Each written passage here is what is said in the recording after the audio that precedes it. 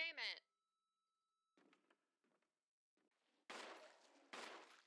There we go. Wait, where'd it go?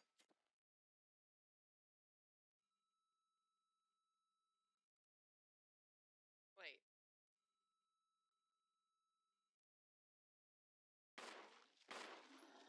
Oh, hey, Sonic Man. Thank you.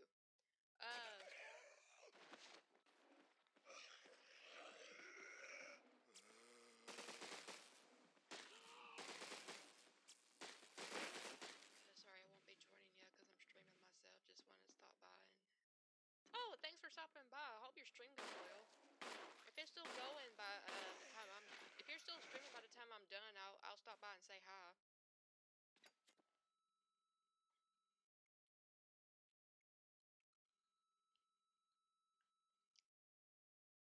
I guess this is the...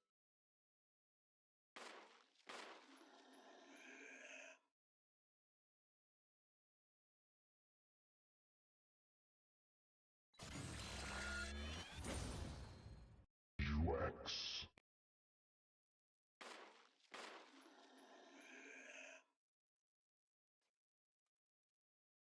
Hello, hello. Give me just a second. I always hate the little idle things that they do in games, just because it's like, maybe I just want to sit on the title screen for a while and not have to worry about nothing. I'm gonna move that up there. I'm not gonna put up. Oh, excuse me. Let me get the game active so that you can see the game, everybody. Window capture. Well, that looks terrible. Let's just resize this. Look at that. Whoa, whoa, mecha zoom. What does that say? I can't see it because I don't have Restream up on the side. Oh, that's just me. Okay. My mic kind of gets in the way. I can't wait till we finish moving. I could probably organize everything better. Maybe I'll hang my mic from my ceiling. So go rip. It's probably a faster, better way to do this, but hey, who's counting? Let's see. That's just not gonna work. Let's just put it about right here. Let's exit to where I can get good borders on the screen so I can make sure I get it set up right. Okay, that's more reasonable right there.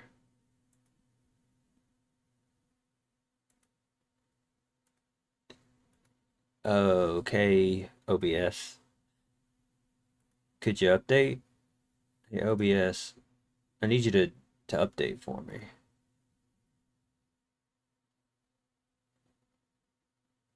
Why is it acting up?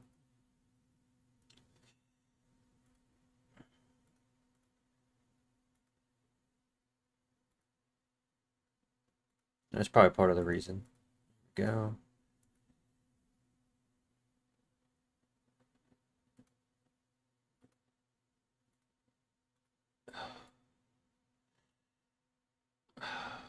All right, come on. Don't give me that.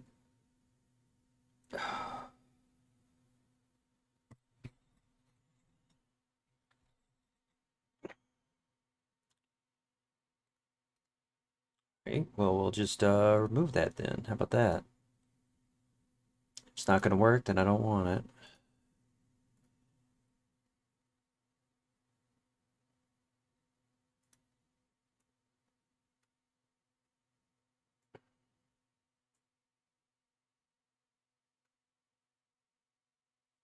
Why is it not updating?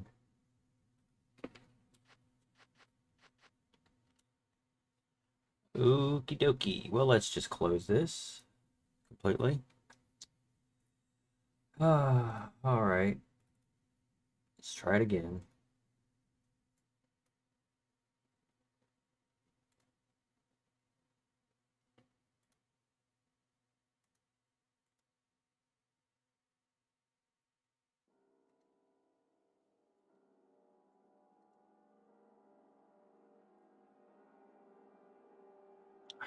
Come on, I changed it.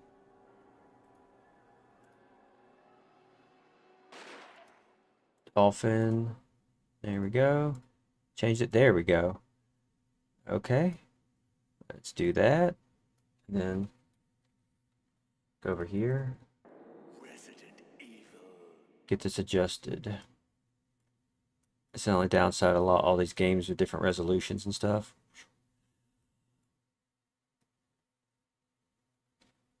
And it still won't update.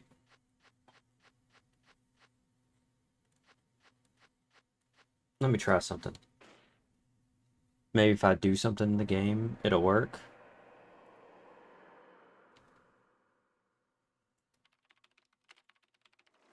Alpha team is flying around the forest zone situated in northwest Raccoon City, where we are searching for the helicopter of our compatriots, Bravo team. All right, this not working. We're gonna try something else. Game capture. Capture specific window. There we go. Let's try this. I'll restart it. Back to the beginning. Ah.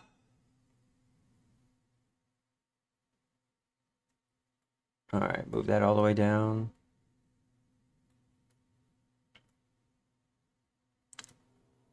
Again.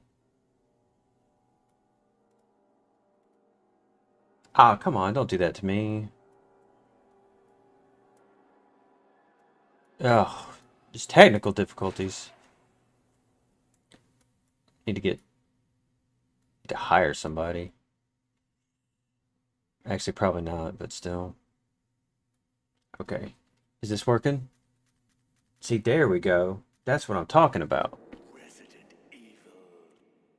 Let me try to fit it to this window a bit. Go. All right, that looks pretty good right there. That looks pretty good. Ah, what's up, Henrys? How you doing? And also, I said it in chat, but I want to say hi to Red Z also. Yeah, very.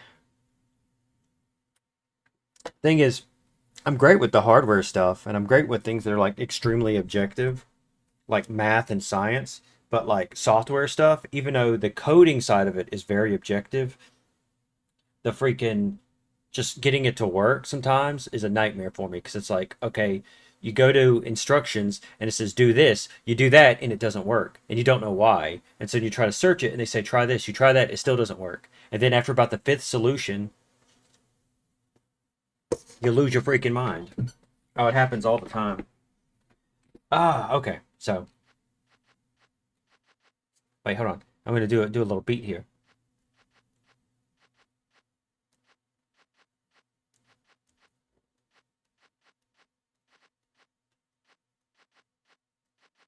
Okay, enough of that. We're gonna do mountain climbing because I like Twin Peaks. Little Twin Peaks reference there for you. In case you didn't know, Twin Peaks is a reference to Twin Peaks. So it's very on the nose. Uh, I decided it's gonna be kind of a short stream probably, unless I feel up to it. Uh, See, I played Chris when I played the original in this series, so I'm gonna play Gilliam. Her full name is Gilliam Valentine's Day, in case anybody didn't know. Oh, you know how long I've been waiting for this? Yeah, I'm gonna reference that meme. Alpha team is flying around the forest zone. That's right, Jillian. Northwest Raccoon City. We are searching for the helicopter of our compatriots, Bravo team, who disappeared during the middle of their mission. No, not yet, Bizarre murder cases have recently occurred in Raccoon City. There are outlandish reports of families being attacked by a group of about 10 people. Victims were apparently eaten. The Bravo team was sent in to investigate, but we lost contact. Look, Chris. Bravo team's helicopter was a derelict.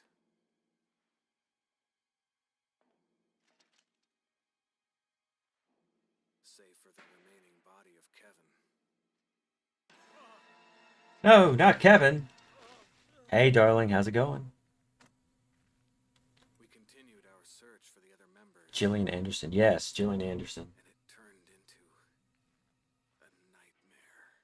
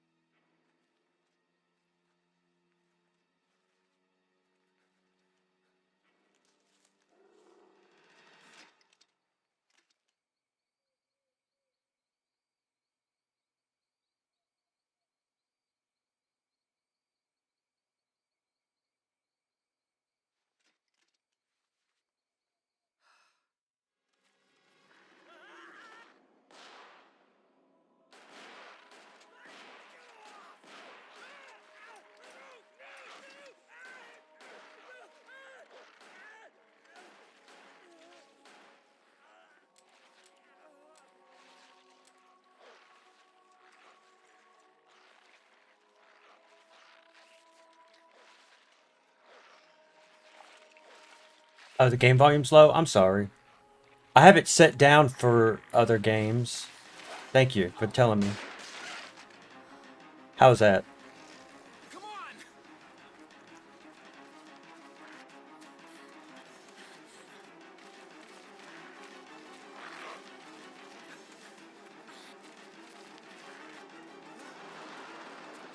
Hey! Brad! Where the hell's he going?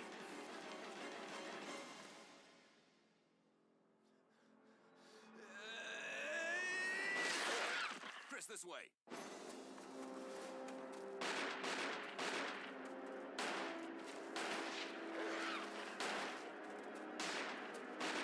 Damn it! Make for that mansion! Thank you so much for letting me know. The survival horror. Alright. There are only 3 STARS members left now. Captain Wesker, Barry, and myself. We don't know where Chris is. Oh, man. No, yeah, that's fine. I could turn it up a little bit. What is this place? Because my volume could be set to my headphones. Not quite your ordinary house, that's for sure. Hey, Wesker, where's Chris? Audio mixing is You'll hard. know. You don't want to go back out there. Yeah, don't open that door. But we've got to find... What was that? Because like some games like Ripper is incredibly No. loud. Jill? Phantasmagoria also. I'm going with her. Chris and I go back a long way. All right. You two go. I'll secure this area. Yeah, I eventually need to get like a setup where I have a Stay sharp. second computer where I can like see the output from a viewer's perspective and then like adjust it like based on that. Or something like that. I don't know. I mean, I can also like do a pre-recording and then test that, but I just haven't done that. I don't have the HD version, the HD remaster from Steam, so you know, A dining room. it doesn't look as good as it could, but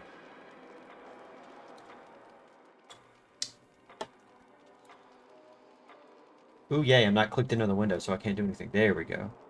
Turn a little bit. Turn a little bit. Oh, that's a good point. I could check it with mobile. Again, I'm not... I have to... I mostly do it... You'd better take a look at this. Yeah, exactly. I have Henry to help. Blood. Jill, see if you can find any other clues. I'll be examining this. I would prefer for this not to be the blood of Christopher Redfield. Like, what are you doing, Barry? But I like that little view of him, where it's like, he's being a little sus. Barry.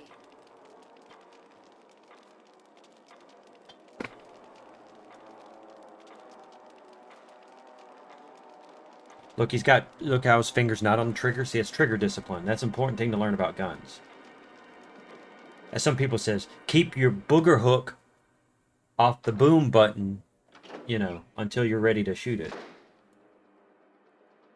Because otherwise, you know, bad things happen.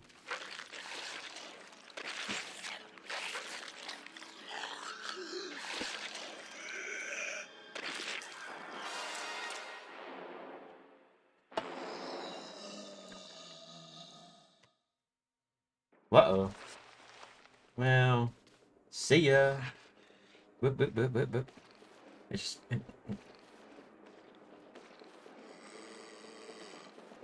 This is why I love video games, because you can just do stuff like this. Alright, enough of that. Yes! 0 hits so far. I'm just stacking up the records, man. I'm just peeling them off the bone. Barry! What is it? Look out! It's a monster! Let me take care of it.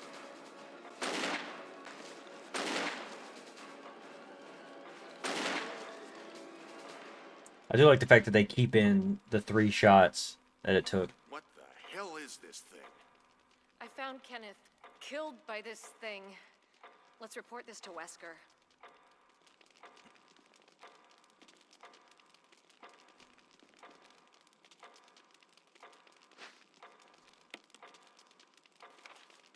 Yeah. Examine an item. Yeah, exactly. It's like, he's got eczema. Kill him.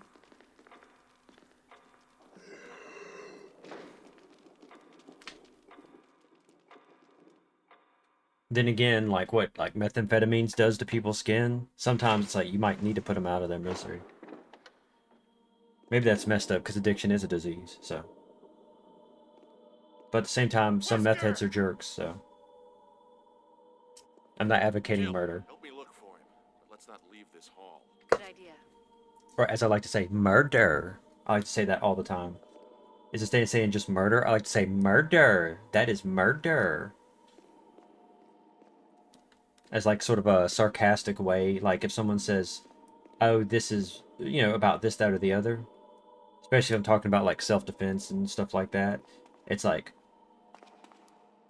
no, if these are the factors, then no, that is not self-defense. That is murder. You have committed murder. I don't know why I like to say it like that. It's just, it's fun, I guess. Barry. Any luck, Jill? No, nothing. What's going on around here? I can't figure it out. Same here. Chris and now Wesker. There's not much we can do. We can search for him separately. I'll investigate the dining room again. Call him on a cell Okay, then. phone. I'll try the door on the other side. This mansion is gigantic. We could easily get lost. Let's start from the first floor. Okay. Oh, I almost forgot. It's a lockpick.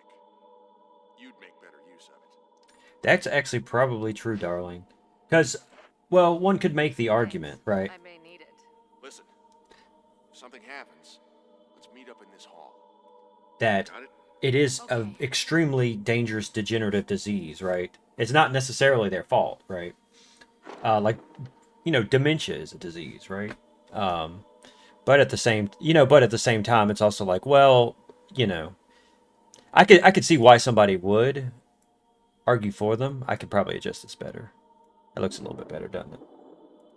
But at the same time, it's also like, well, I'm the kind of person, like, not to get social or political, but I would say I'm the kind of person that, like, you see a rabid dog, well, it's necessary to put down a rabid dog.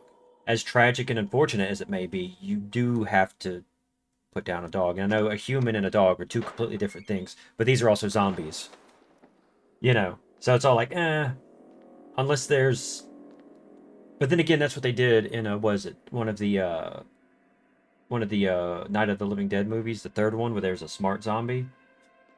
And then there's also Shaun of the Dead, where he kept his friend chained up at the end and stuff, and they still played video games together.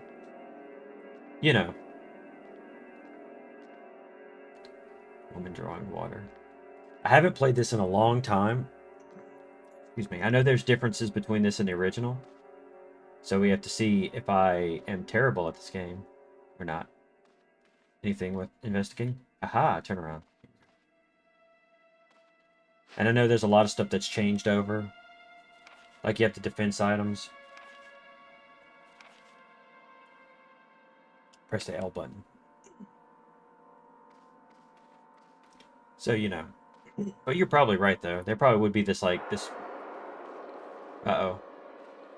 I forgot about this.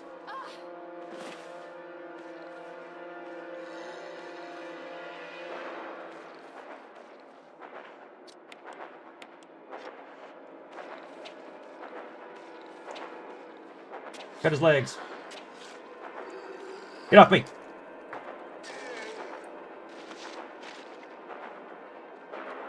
See you later, alligator. Ah. Can I push this and block him in?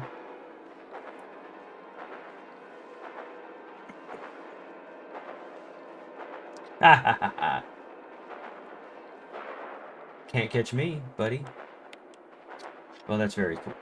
I used it up already. Sword? Okay. I can't climb on this, can I? I can. Oh, okay. Yeah, it'd probably be something like that. It is an interesting idea to think about. Like, if that really happened, like, how would that... Because, you know, I think most likely we wouldn't have some sort of zombie apocalypse. Most likely.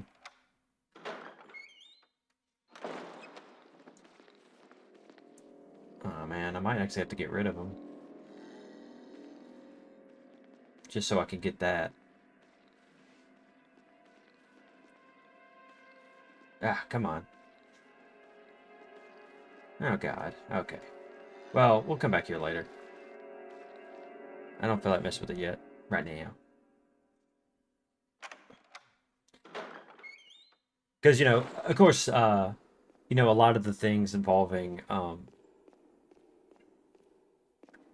apocalyptic or dystopian scenarios often involve some sort of, like, big catalyst, right? But the thing that we typically find out is that the world is kind of larger than we think about it.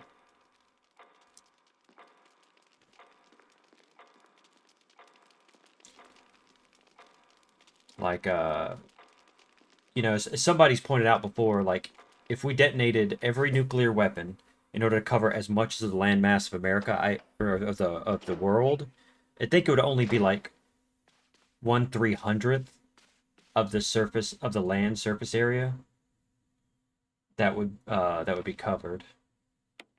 Something like that, right?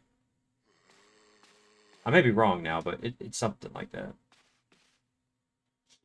And so it's like, it's not to say that let's just stop dropping nukes on each other, but it's to say the idea that we probably won't have some sort of apocalyptic scenario if a nuclear war happens.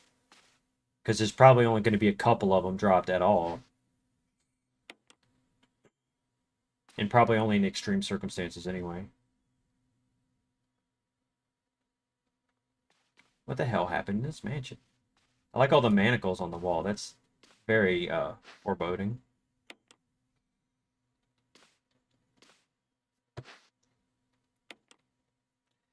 I think plus actually that's one thing that I think Night of the Living Dead does interesting is at the end, when the main character, whose name I can't recall at the moment, you know, he's basically been up all night, trying to stay safe from the zombies. He gets up in the morning, you know, he's barely functional. Because, I mean, well, he hasn't slept, he's had to deal with all this, you know, and he's just shambling outside. And then, of course, here comes a group of dudes, and they see him, and they just shoot him. Of course, there's an implication of some racism there, because he's a black man, and... Get off me! Ah! Well, I suck. Let's just do this. Let's just turn around.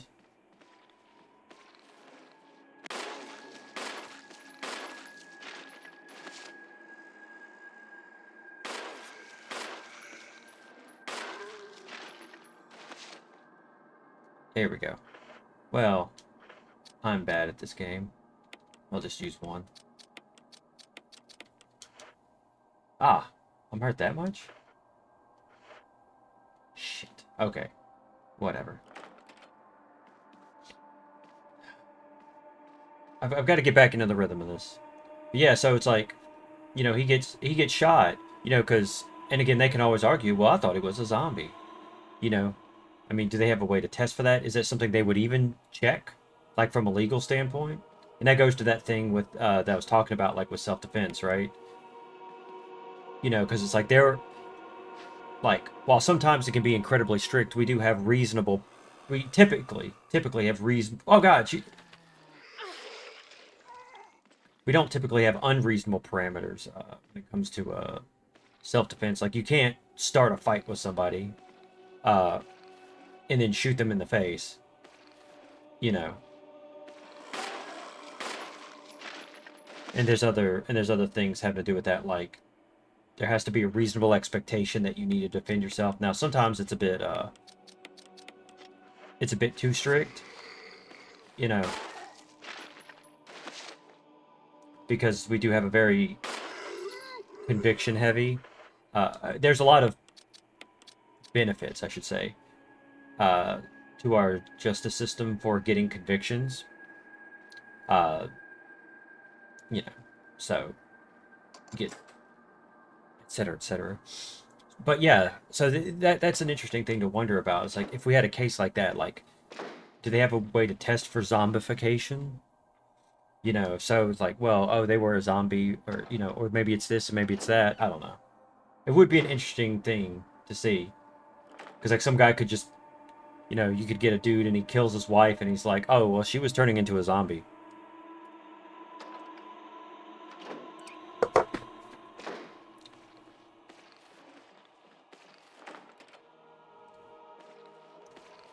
I think that it would be very interesting to see that explored from a socio-political perspective. Maybe in a book. A movie probably couldn't do it justice, because movies are really bad about accurately presenting the law. Like a great example is the movie Primal Fear, which is an excellent movie, but but the entire plot hinges on inaccurate law. Because see, in the movie, uh, you know, he learns more about this. Might be a spoiler, some spoilers to anyone who's seen the movie, but I won't give the ultimate spoiler. But in general, he's doing this murder investigation, and this kid, or maybe he's not a kid, but he's fairly young. He claims not to remember it at all, and so he's like, you know, and he starts getting more evidence that seems to point towards some form of dissociative identity disorder, right? Or temporary psychosis or something. Like he's off his rocker, right? And he doesn't, you know, like a homicidal blackout or something like that. And so the problem is that he wants to submit a new plea from not guilty to not guilty by reason of insanity, but they won't let him. But the thing is, that's not how the court system works in America. You can change your plea at any time, because you can, you know, mostly because if you just want to be like, hey, I changed my mind, guilty, you know, and you want to put a guilty plea in, you can do that, right? Because otherwise it'd be a waste of time in the court, right? You know, you don't necessarily have to have a reason, but it'd be a good idea to have a reason. Uh, just for your case, right? But like I said, it hinges on incorrect law. But that's how a lot of movies and TV shows are. So getting mad about inaccurate law is et cetera, et cetera. I don't know. Ooh, yeah. What's in here? Poor man's emerald. All right, chill, you judgy asshole.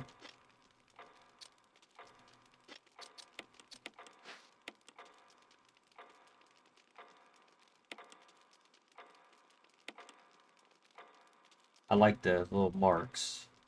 I love the 3D stuff. Oh yeah, yeah. The one of the biggest problems with that case is that first off is that you can't he couldn't handle the evidence. He wouldn't be able to handle the evidence without some sort of like cover, right? Because you can't just directly handle the evidence, because then it'd be tainted in some kind of way, contaminated. So of course he had to put something over his hands. But again, it kind of becomes a problem when you have like, if it's well-fitted leather gloves, it'd be very hard to get them to fit properly. Oh yeah, I forgot. In this version, if you do that, the dog actually comes in. Aha, I'm stupid. I forgot. Or does it do it in the regular one too? I know it does it in this one. I just remembered that. I wanted to see the scene and I messed myself up. I'm great at video games.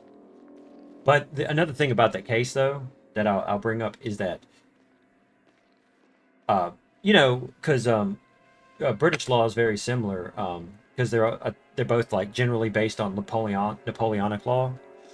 But one of the things is guilty by reason, or you have to be guilty beyond a reasonable doubt. And so that means that if you look at the facts of the case and say that there is a reasonable doubt, then you have to say not guilty because it has to be beyond a reasonable doubt. As in, if you look at the facts of the case and say, "Oh, it's impossible for that person to be not guilty," then you know.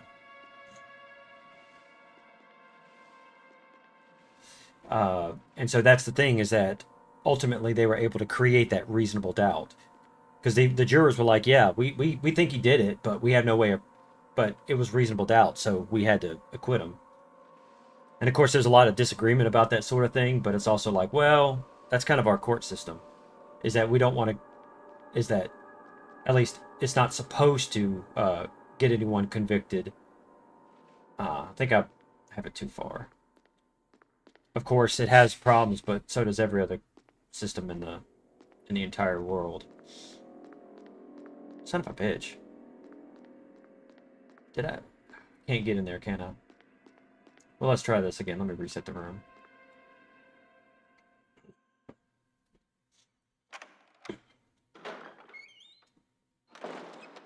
And another thing about that is also why it's important when they charge people to charge people with something that's reasonable to the facts of the facts of the case, you know, because otherwise you can get situations where someone gets charged with something that is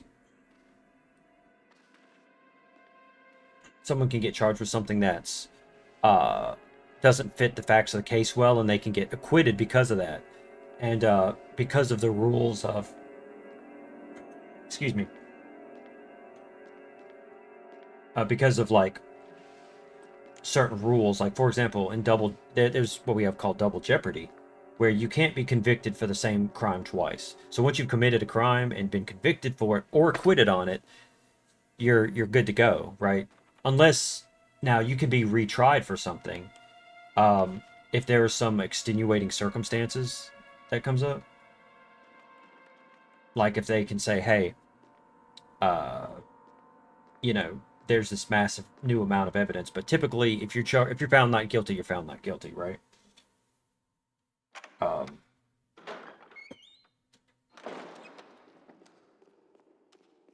like some people know about in my state, where there was it was actually a movie called Mississippi Burning.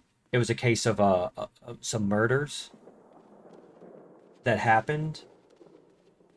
Um, it was basically a conspiracy by members of the KKK and stuff like that, and they killed these three people.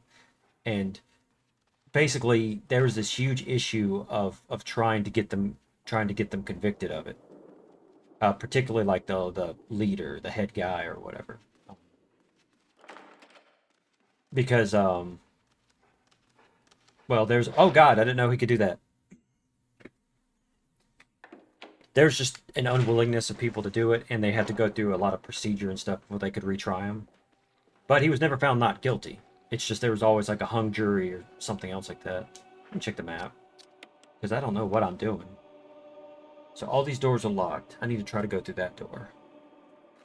What's the first floor look at? I can go through that door, and that takes me back to the second floor. Okay. So I guess this is the way to go. I don't want to go outside just yet.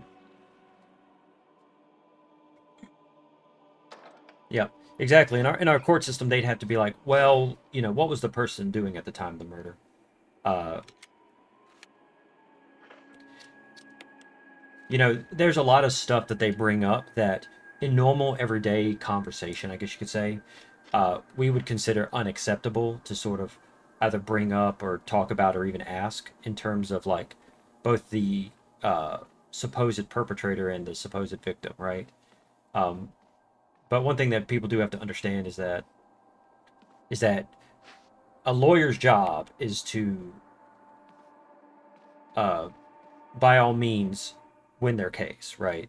So if they're a defense attorney, they have to do everything in their power to try to get their client acquitted. If they don't, I think that can actually be grounds for getting disbarred. Yeah, that too. There's also a lot of money involved too, because you don't want to be a loser. You want to have a good record, right? But also they also have a duty to actually serve to actually I forget what the term would be, but shit. Okay, I don't I can't remember if I can do this yet because I think these guys come after you. They try to smush you, and then you can't escape. You have to do something else. Yeah. I'm not an expert by any means. I just like to read a lot. Devil's Advocate is an amazing film. But it's something like, yeah, lawyers are required to represent their clients to the best of their ability. If they fail to do so, again, that's a problem. And so you get some stuff where they'll ask kind of questions that people might consider kind of messed up and things like that. But it's like, well, that's kind of the nature of the beast, you know. Whether it be victims or even perpetrators and stuff like that. Like they'll bring up Facebook. Like if you are on trial for murder and you have a Facebook picture of you posing with guns and talk about how you're gonna kill somebody who does you wrong in some kind of way, that's not gonna be a good look for you. He's just standing there menacingly. Yeah, Devil's Advocate. Yeah, that starts out with a good example of what I'm talking about how you have the at the very beginning with the trial of the guy who the diddler, and the one girl lied about it, and so they use that to discredit everybody. As messed up as that is kind of how it works because you have to look at it from like a jury standpoint and from a legal standpoint, again, it's all very messy. The whole system is messy, but we're also talking about like the rights of people.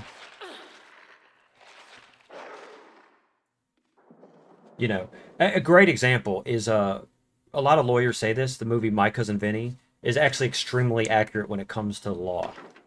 Like you have to deconstruct like absolutely everything uh, that gets said. You have to look at the pictures, take their testimony. Yeah, exactly. Typically, what they do is each lawyer wants to pick jurors who they think will work for them, will make the decision that they want them to make, you know. And of course, the way it is that defense and prosecution and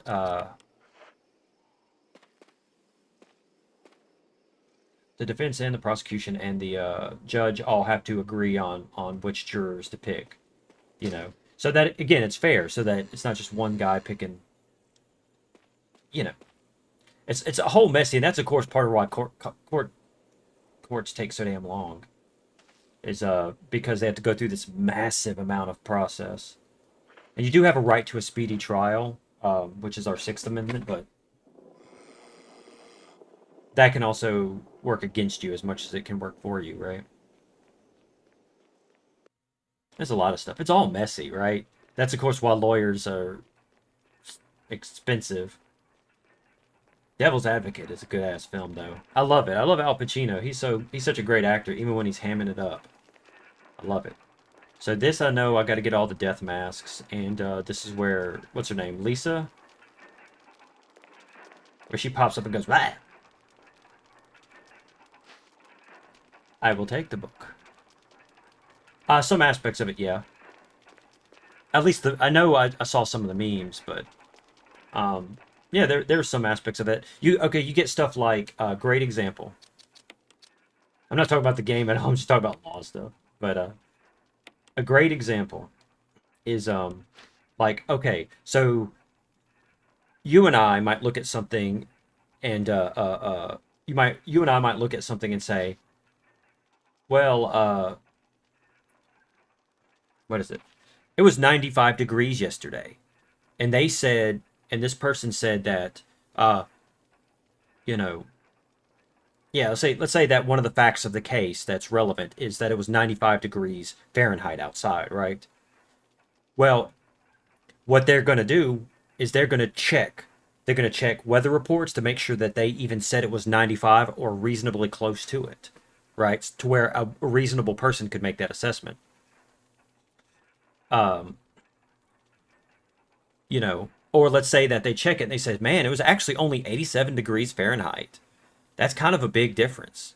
And they might say the person to who it matters, and they say, well, and then think this, that, and the other. Again, like ballistics, they get ballistics experts. They have to, I think it's called voir dire or something, where they check the expertise of the people. If you watch My Cousin Vinny, it's so good in that, and it's a good movie.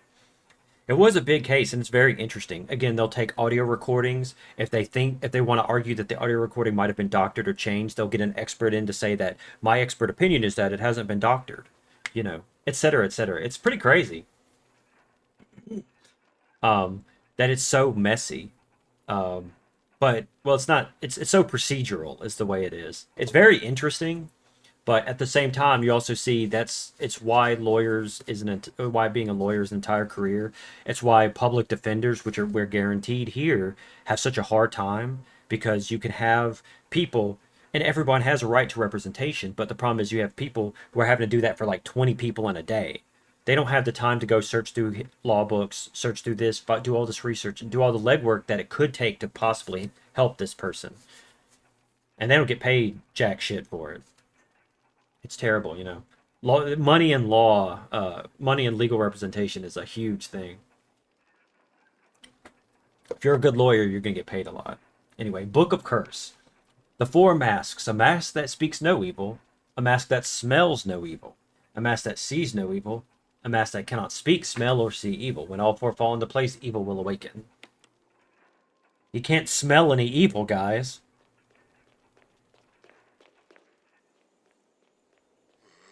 Because, that's a big thing to worry about, is smelling evil. I see there's this path. Where does that go? That's a dead end. There's probably items there, but I'm going to just hold off. You have such a big case, because, big celebrities, stuff like that's super interesting. And again, there was a lot of socio-political discussions about it. Because, they say, ugh, yeah, that does sound like it would smell evil. Because about, like, the nature of domestic abuse, manipulation, gaslighting, all that kind of stuff. It is very interesting, though. Getting people side with different people generally based on their beliefs and things like that. And of course you have things like people attached to different ones based on who they are first sided with. Like I said, of course I can see they both did wrong, but also,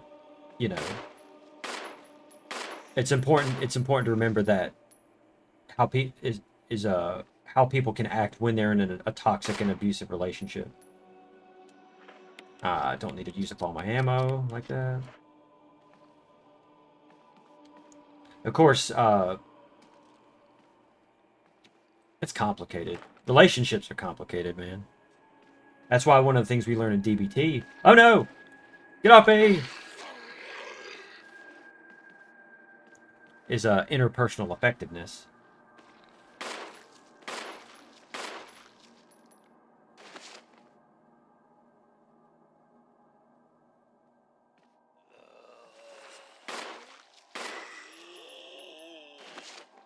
Because that can be one of the hardest aspects of it, is simply trying to act effectively in a relationship, in any interpersonal relationship, because any interaction you have with another person is a relationship.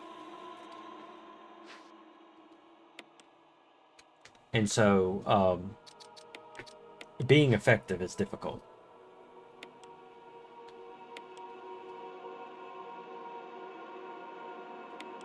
There we go. Yeah, open that thing.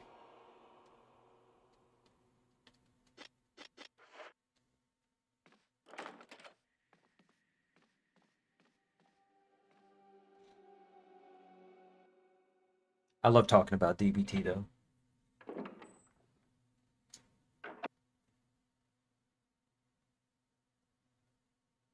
Son of a bitch. Ignore and continue. Yeah. Yeah. Ignore for the session. Yeah. The game crashed. Son of a bitch. Let's try this again, shall we? Let me go to options. Yep.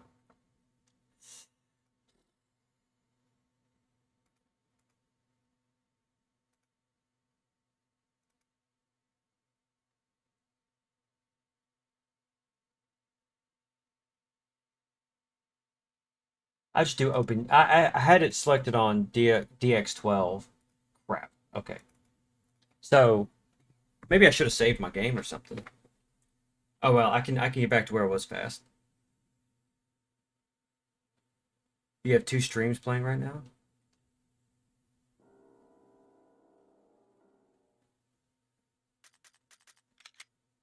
No.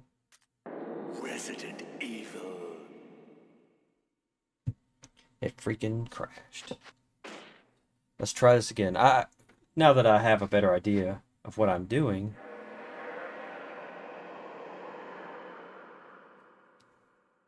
Yeah, it says if you're unsure to run it in OpenGL, so I just set to OpenGL.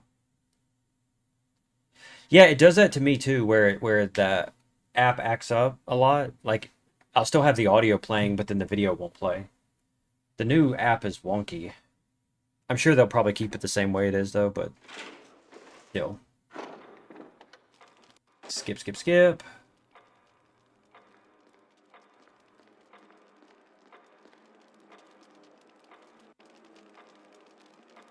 Speedrun. Woo!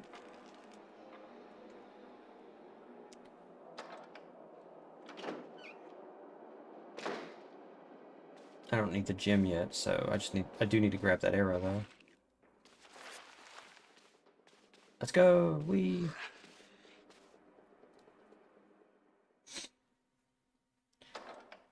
Yeah, I don't like the way the new app is, especially because like if you have to like if it starts acting up like that and you try to close it for whatever reason, um then that's where you can kind of get issues because it'll reload the ads, for example, even if it's been like 5 minutes. So what was at the end of that hall with the Zombo? I think that was the arrow, correct?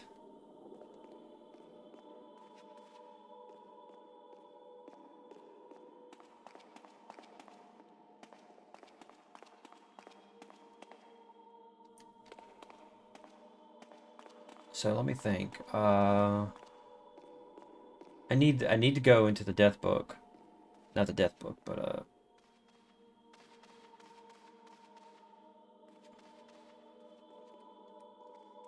so yeah, I need to get the arrow because I need to go out and get the sword key.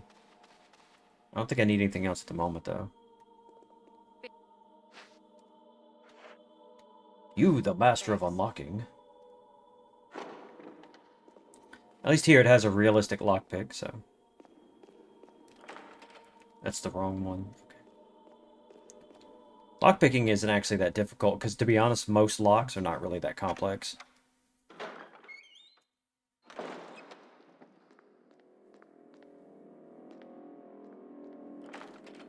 This does have a sword, so I do want to come back here with the sword key.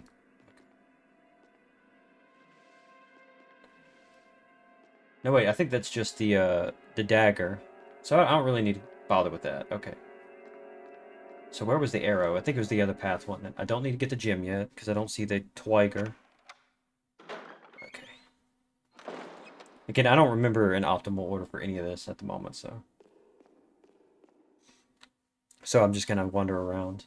I do know that you have to that the crests you have to take them to get the Magnum in in one of the graveyards. So I'm not gonna bother with the emblem yet because I don't need it.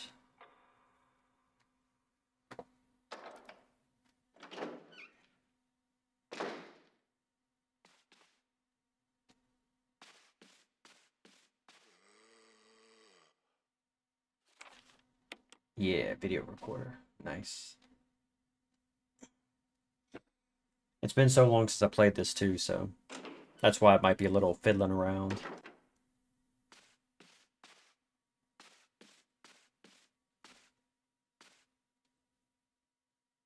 Also, I have to be careful because I know this game messes with you. Because I know the game is like, hey, you remember how it was like in the original game? Yeah, not here. There's not a door here, is there? No. I'm gonna leave those herbs.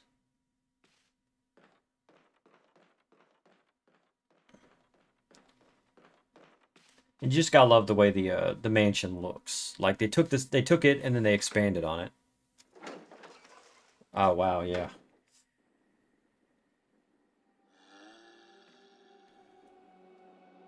They really put in a lot of work to this.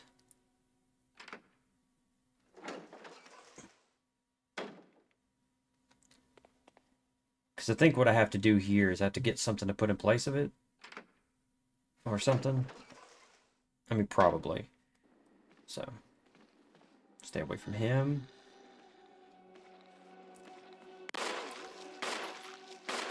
Get off me.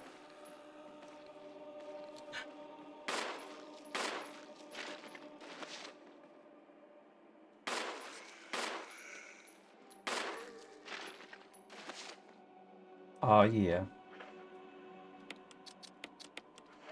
So maybe I'll play a little bit more sensibly now. Psych. Yeah, right.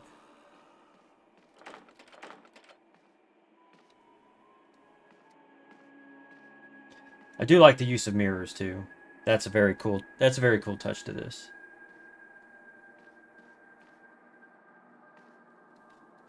I'm gonna yoink that. Yeah, yeah, yeah. Okay. Ah, crap. I want that. Ah! Run! I want that ammo, but I don't want to deal with this guy. I think I've only like seen a few speed runs of this. But I didn't really pay much attention either. So, but I tell you, this is one of the ways to make a remake. I mean, you know, it just does it just does pretty much everything right.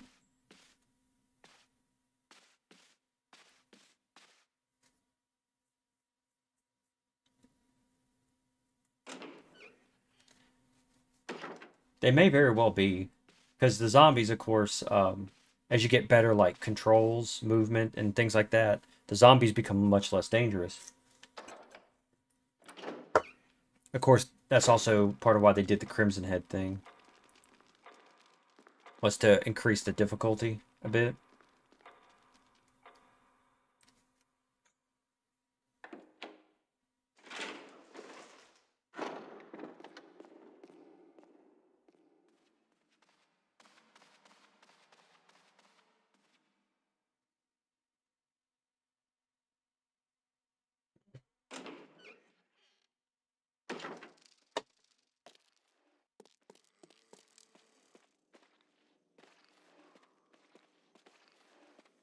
Come on, auto aim. There we go.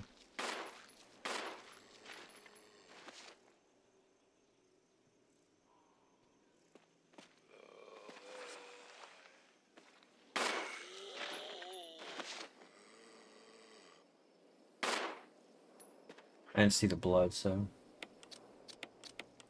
had to be sure.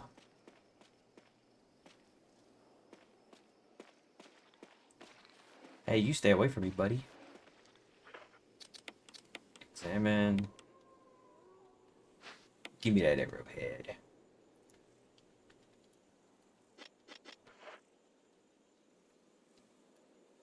Ah, I hate it when I do that.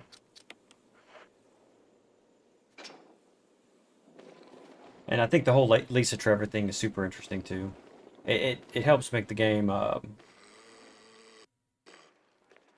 excuse me, makes the game very fun. Because you don't really know what to expect versus the original game, you know?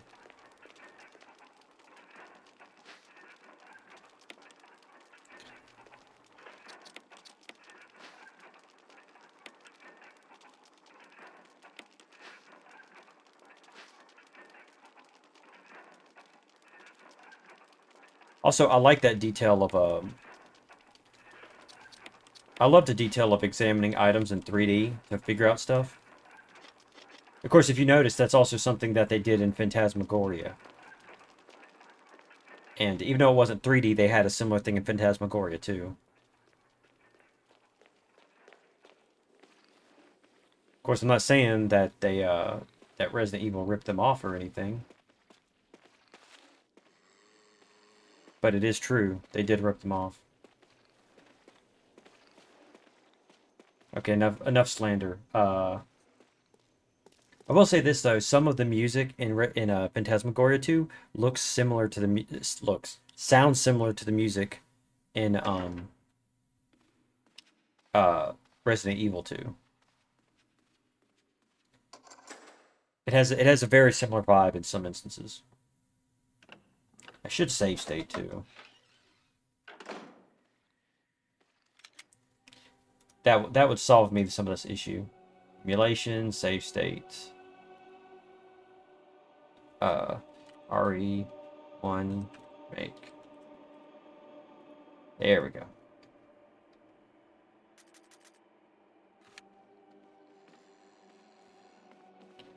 Let me go. I'm gonna go through the door on the bottom floor first.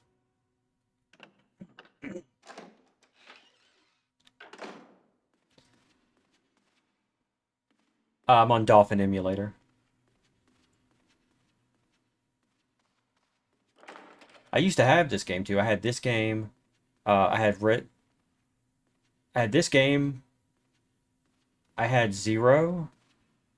Did I have Zero? I'm pretty sure I did. I had Code Veronica X as well. But the one I didn't have the two or three re-releases on the GameCube though.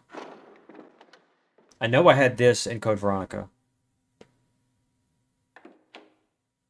Oh nah, because this is the GameCube version. Because I looked at it and realized I was like, oh wait, I don't have the. I forgot that they did a HD re-release like they did with Resident Evil 4. So, but oh well. Which I do have that though, so I can actually use that.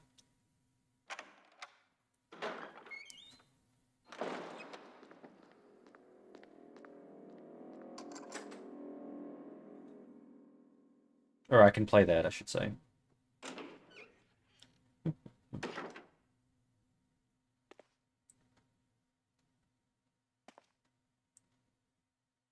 I I love it when they play the hits. Give me that dagger. Damn. Still though, it's awesome that you have it at all. Ah. Oh. It was only glass cracking.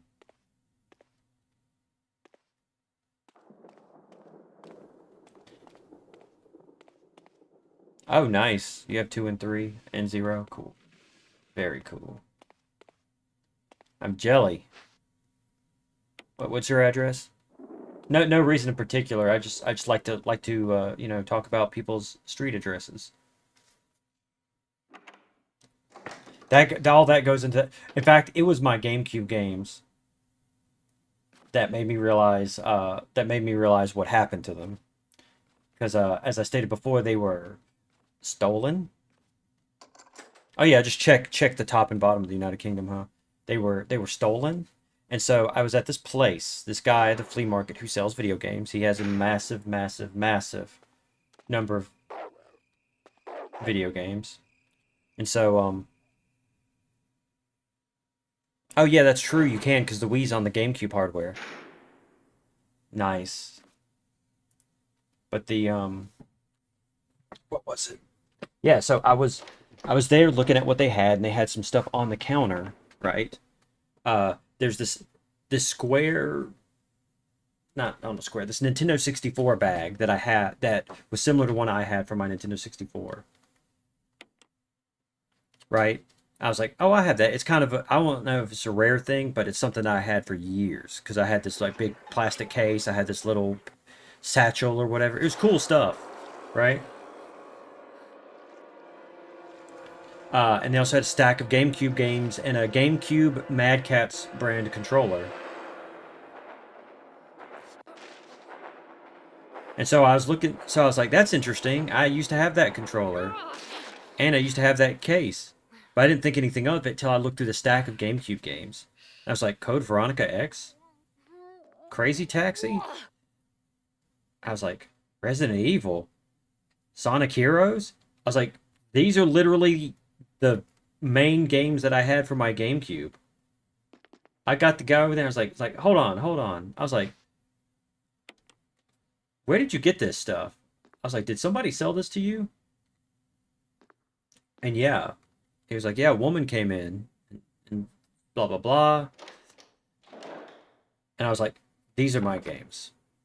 Now, because I had no way of proving that, I couldn't really ask for them back. And when I tried to make it an issue of police, they're like, that's a civil matter. It's like breaking and entering and theft and grand larceny is a civil matter. I was like, you know what? Whatever. It's like, seriously. It's like, I don't know. It was annoying. Because I lost a lot of good stuff. Bro, I had the Silent Hill games. Luckily, I didn't lose Rule of Rose, so. Oh, man. I don't know if this game is... If this version has the same thing with Barry coming to save you. That's true. If I tried to steal them from him or make some kind of issue of it, I would be arrested for grand larceny, which in this state it's only $500. And I guarantee you that stuff was worth more than $5, even though at the time it wasn't worth as much as it is now. Still, the number of games, the consoles and stuff, that would have been over $500. But yeah, I think it was a case of that because of the personal association that they were like, one of the problems with Mississippi is that being that we're fairly we're fairly traditionalist in a lot of ways. The court and police system can sometimes be hesitant to get involved in domestic matters. Although this wasn't necessarily domestic, they do take into consideration the association that you have with the person involved. So,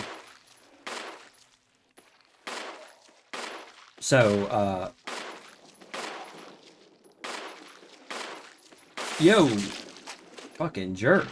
Jesus. So, I forgot. I was going to make a joke about the fact that the game says it has harsh language. I was going to say harsh language, like fuck. The word fuck. It has fuck in it. Does it have shit? Does it have cockmongler in it? Does it have booty cheeks in it? Does it have farting and shitting? Does it have dildo dicks? Does it have monkey fuck in it? Okay, enough of that. What was I saying? Oh wait, hold on. What did she say there? I forgot about this. Lantern lying on top of supplies. The warm light makes you relax. A little ASMR there. The warm light makes you relax. Special instructions when disposing dead bodies. We have new information regarding those beings. They may appear to be dead, but in fact they are able to come back to life. However, there are ways to prevent them from becoming active again.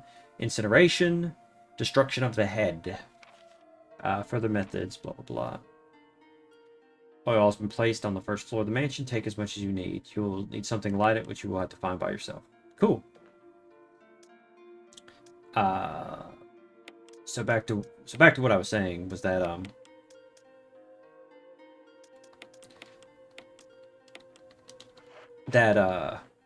if someone has a personal enough connection with you, they'll oftentimes be like, we don't really want to be involved in that. So, like, if it's family, especially, and to be honest, that to me that's kind of a problem because, well, the law is supposed to be impartial in these regards. If you break the law, you break the law, right?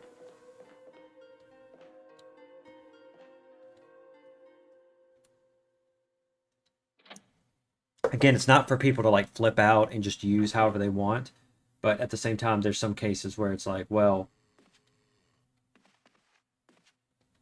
what can I do now? Because I've got lots of places unlocked to me. Can I go through that door though? Let me try that. But it's a case of like, oh no, okay, I forgot about that. But it's a case like, for example, if a parent does something bad to their adult child, you know, it shouldn't be a case of, well, this doesn't involve us. It does involve you because you're the law. You know. And I'm not saying that this is super common or nothing, but it does happen because you have many people who aren't interested in getting involved, and that's kind of the situation that it was. Is they didn't want to be involved because of my personal connection with the person.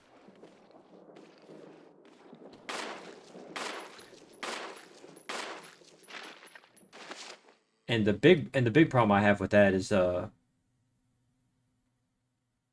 he dead? Nope.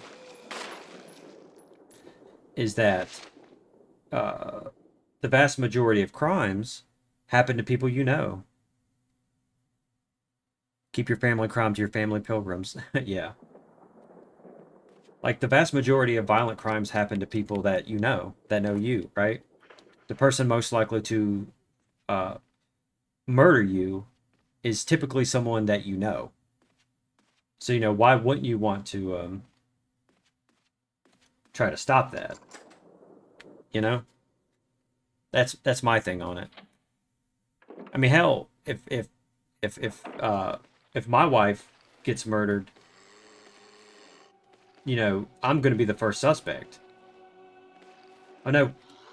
Oof. That was close.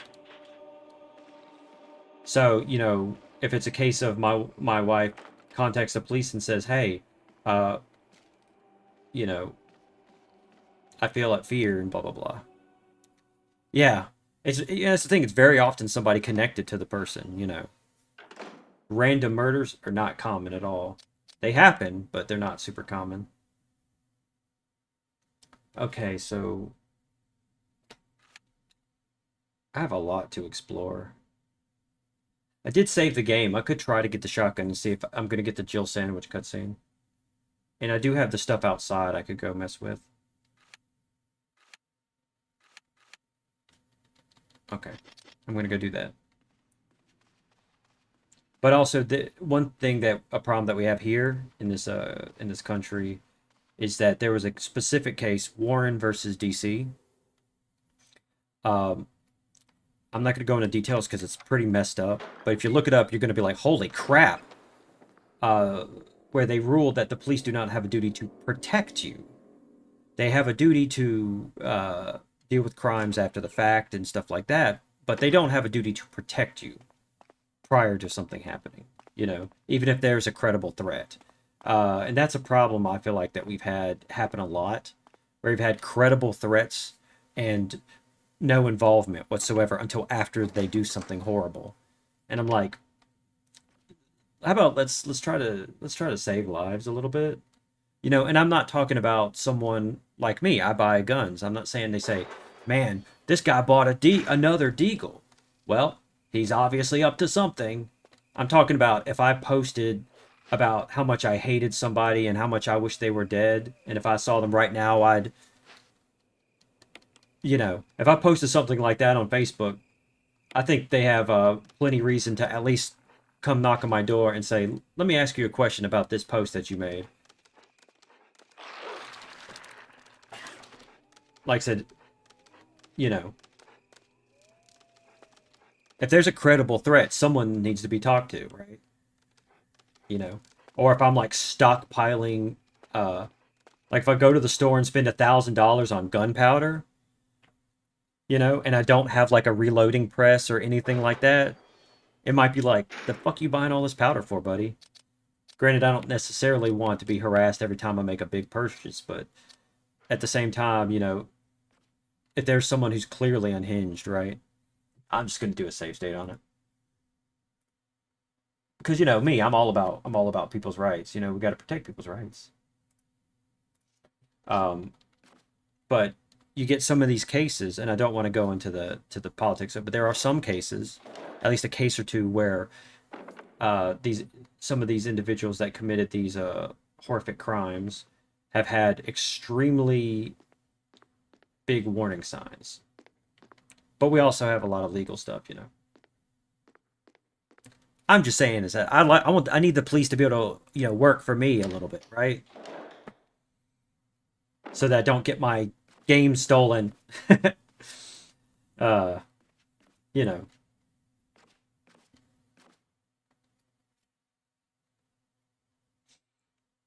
So maybe it's a little bit of a I've got a chip on my shoulder about it, right?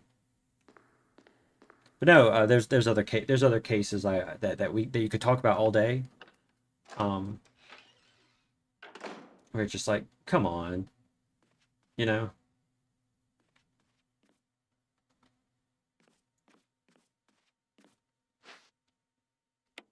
All right, let's see if we get the Jill sandwich.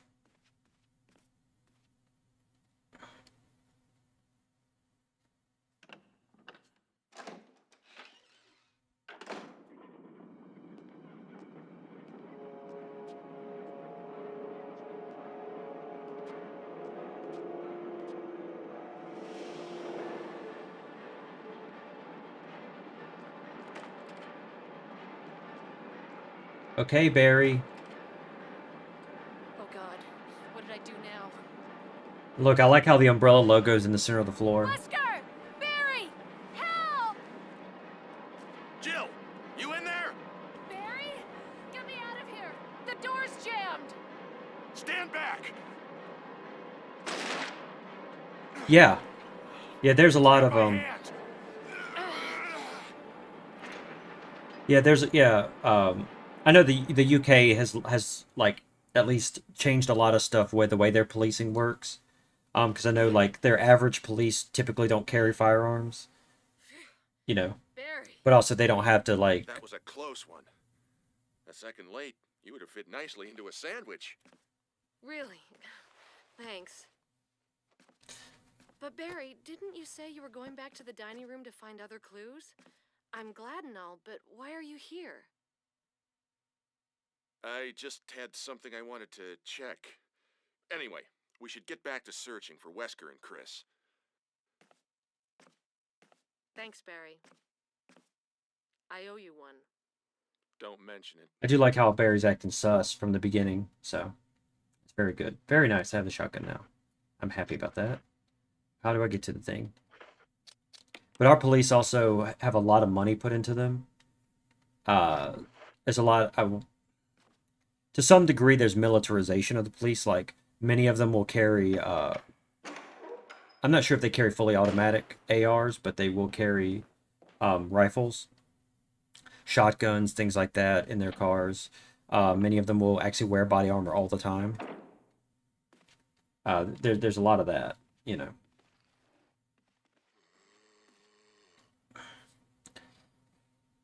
Although it's not always necessary in the type of areas that we live, right? I mean, we do have to deal with the cartels and gangs and stuff like that. And regardless of what anyone may think about the police, good or bad, right or wrong, at the same time, they are people and they do deserve the right to live and defend themselves, right? At the same time, I don't want a 19-year-old kid to be put in prison for 5 years because he smoked a little weed. Because it's still federally illegal in this country. Now, a lot of states are changing it. Here's a funny thing about Mississippi. I keep saying this thing about not talking about politics, but this is politics, but I think I'm being fair and reasonable, right? Because I'm super smart. Anyway. So here in Mississippi, they finally were able to get on the ballot the legalization of medical marijuana, right? Like, stoked for that, right? Hell yeah. Yeah, that's not unreasonable to be honest, because some places in this country are rough. Jesus, heck, even the city I live in is it can be really rough at times.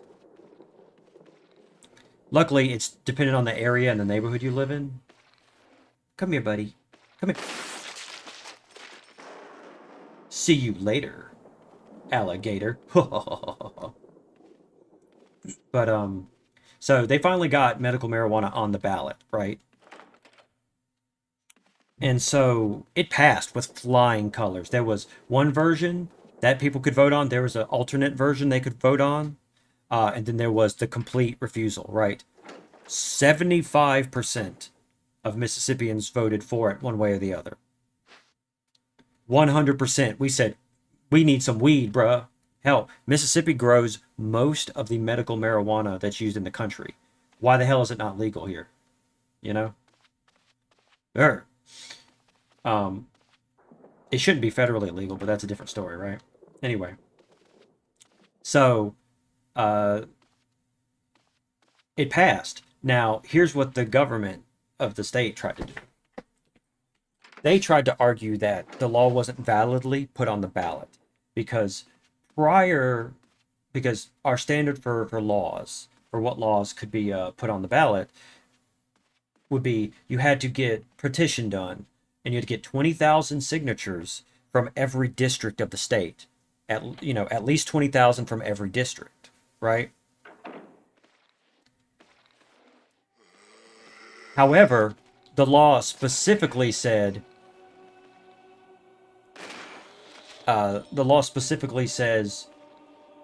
from all 5 districts, but we are no longer a 5 district state. We had become a 4 district state a few censuses ago. I don't know. That's what determines our districts, is what the population is, right? And people are leaving the state at a very rapid rate.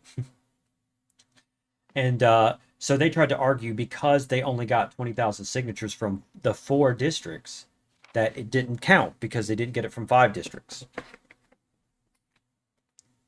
Well, the reason why that's 100% bullshit is because we have had laws that were passed previously with the 4 district system that only got 20,000 signatures per. So basically, they weren't saying, "Oh, we're doing this because it didn't follow the law." They're doing it because they didn't want it to pass. Is the truth. So luckily, they were able to overturn their refusal and have it to where it passed. Thank God. It's like, hey, you're the morons that wrote you're the morons that made the law not adjustable based on the districts that we actually have. Rewrite the damn law. Law is very annoying. This goes back to the legal stuff about how complex it is. It's a well-known fact that there exist many plants that are credited with medicinal healing powers, like weed. Since ancient times, mankind has been healing wounds and diseases using various plants. In this book, we will sample 3 herbs that are a native of the Arklay Mountains and briefly outline each of their medicinal qualities. Each herb, whatever, has a distinct color and distinct medicinal quality. Green recovers physical, blue neutralizes toxins. The red herb has no real effect by itself. Mixing with green and red results in a magnified effect. They outlaw the effects of red herbs when mixed with other herbs. We have more data. Feel free, blah, blah, blah. It should work similar to the way it does in the normal game. Which is 1 herb is 25%, 2 is 50, red and green is 100%, etc. But yeah, but that's the nature of the law, is that laws can get passed that aren't constitutional, that are vague and need to be rewritten, that are outdated. And again, that's why we have the Supreme Court and stuff. Is they're supposed to come around and fix stuff like that, typically. And again, we've got, court system you can sue and all that kind of stuff. It takes forever, but it can happen. But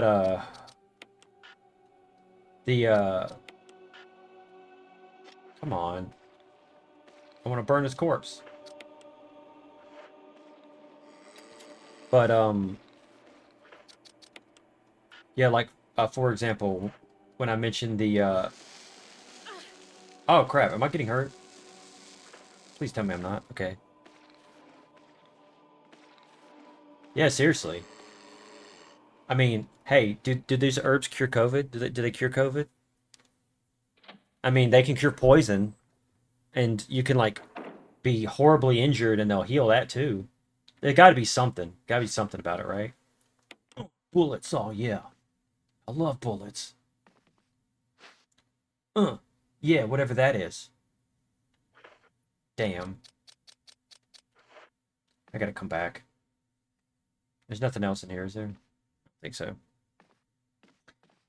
Just like, but you know, when I talk about firearms related laws, we have the open carry is a constitutional in the state because in the Mississippi Constitution it guarantees a right to be able to open carry, right? Um, so, but we do have restrictions on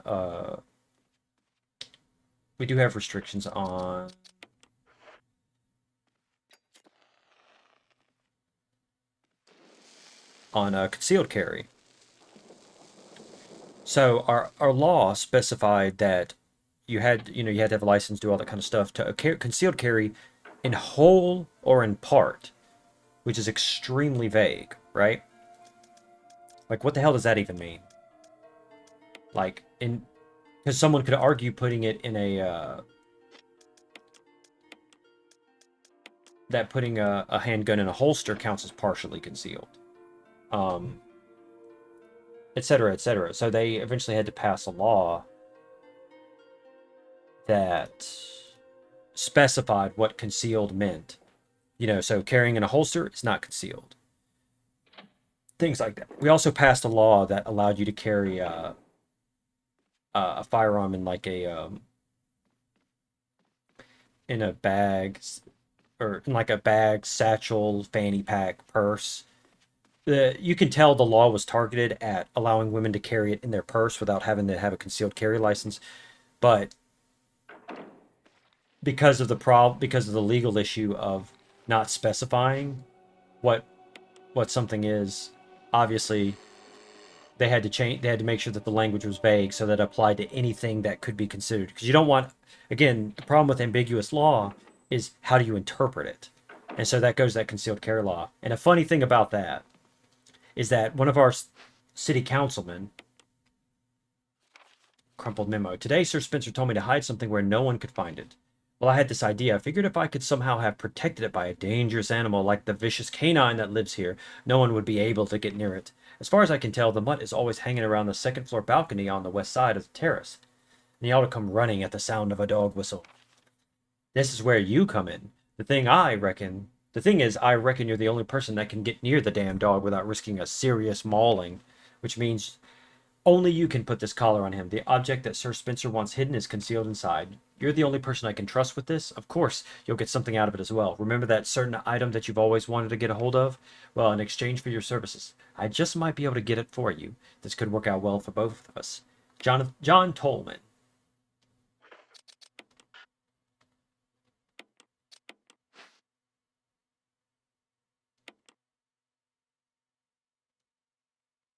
But so we had a city councilman, right? And he had voted yes on the law that fixed the open carry law. But then when it was come to pass, he tried to argue against it. And and when he was asked why he voted yes on it if he disagrees with it, and he literally said he didn't read it. You fucking genius, right? It just fucking it's glorious, you know. But yeah, made a purse gun or a pocket looking gun. Well, with the rules of the ATF, is that you can't make a gun that doesn't look like a gun.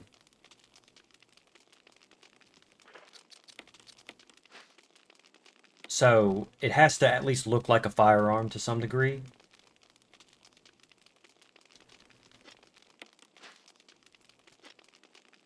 So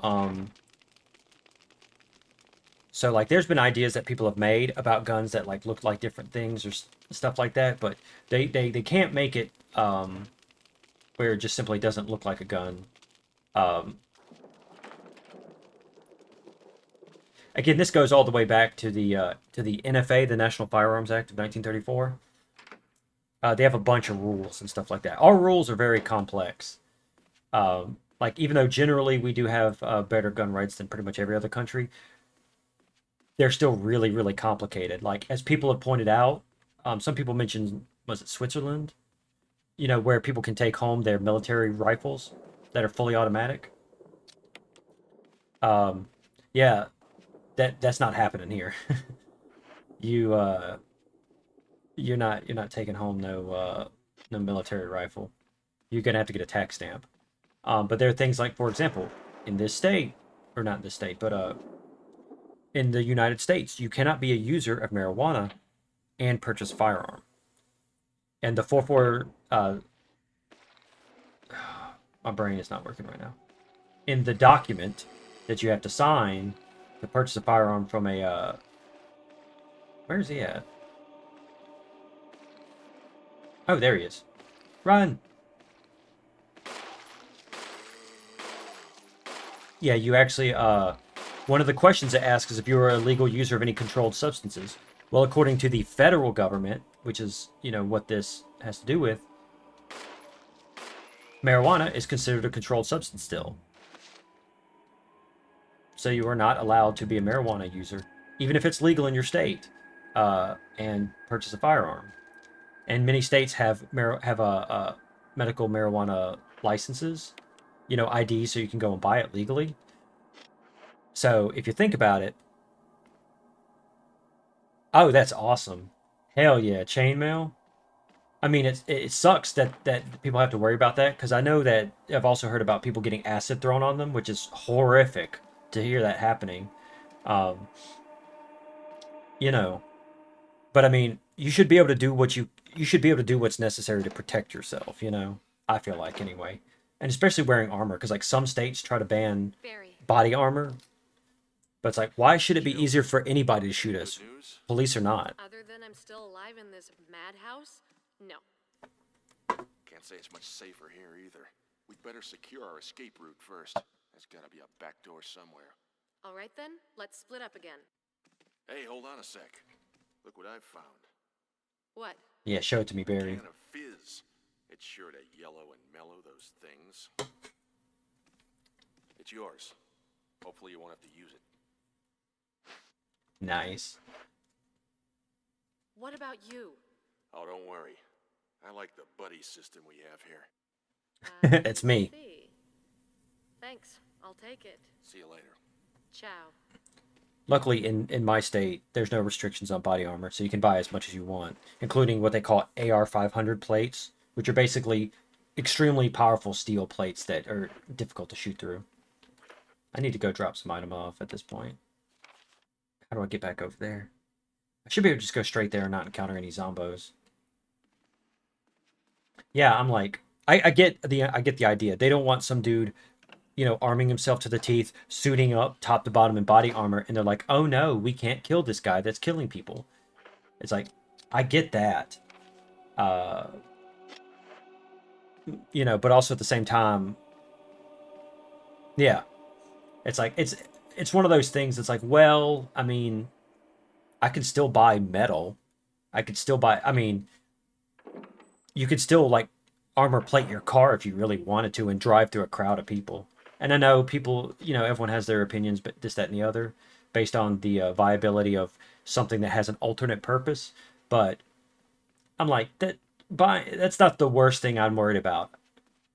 I'm more worried about the fact that he's murdering people. The individual is murdering people, than the ability to kill them, right? But at the same time, I understand the logic of it, but,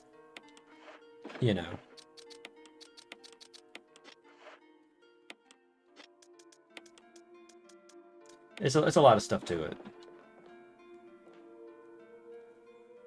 But again, one thing I try to tell people to be mindful when it comes to anything with the states involving laws, gun laws, any kind of laws, is that every state has a lot of power. The 10th Amendment, which says any power that's not given to the federal government by the Constitution is given to the states. So it's easier to compare United States to the entirety of the European Union than it is any individual country. because our laws can be so much different just between states. Like the perfect example is the concealed carry law. Like how in my state we have concealed carry license, but even other states that have concealed carry license, it doesn't necessarily transfer over. Some people have tried to pass what they call, what do they call it? Universal something something. You know, basically where do I gotta go? Okay, I gotta go through that hall, right? Okay. You know, basically where universally, uh, you know, where concealed carry license in one state can transfer to over to another, so that you don't have to go, because you obviously can't get it if you don't live in that state and all that. But that's never been that's never been passed. So each state individually decides what licenses they'll accept and what ones they won't. And some states don't require one. This, that, and the other. Ours does, so I got that, and I got the what they call an enhanced carry, which is super interesting. Yeah, it's super hard because we're physically we're very large, and again, every state has so much power that the laws can change between states, and not to mention the culture, the population, the demographics, all that kind of stuff. It's so different. You go to California, particularly Southern California, and there's a very large Asian and Latino population, right? But you go to Maine, and that population is significantly smaller. Here in the Deep South, particularly in Mississippi, we have the largest demographics of Black Americans to white Americans, right? It's around, it can be anywhere between 30 to 40%, depending. I don't think it's as high as 40%, but it's something like that, 30%, right? And that's like the highest of any state.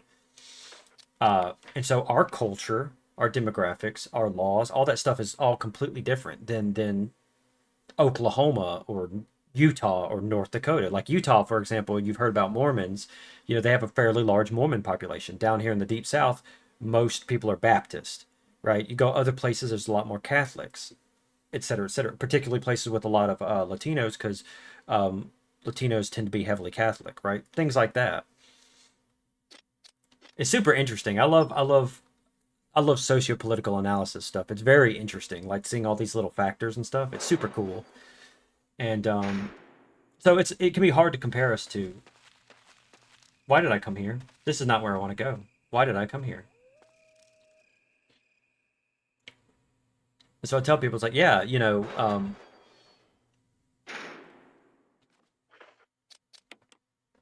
et cetera, et cetera. It's fun to think about and discuss and all that kind of stuff. Okay. Wait, so I can possibly go through that door? But can I go there yet? I don't think so. I need to go up to the second floor. I have the whistle. I need to do that. I need to do that. What am I doing? Because like Cajuns, I've made the reference to Gambit. You hear the Cajun, a deep Cajun dialect. It's like, oh, you know how long I've been waiting for this? Ooh, I'm about to make a name for myself. Yeah, that's like a deep Cajun accent, which is very similar to a deep southern, heavy deep southern accent, and which is also similar to the African American vernacular English dialect. Um, they're all kind of related, right? But you compare that to someone who might be from the Midwest, uh, where they might, in the Midwest they might say rum instead of room, but down here we say room. Hey y'all, I'm about to go to my bedroom. That's how we be sounding down here. Hi y'all. Well, we're right glad to meet you. Okay, we really don't talk like that, but I mean, you can hear my accent isn't super deep, but that's also because I try to enunciate a lot. How am I supposed to use this? I'm supposed to use this here, aren't I?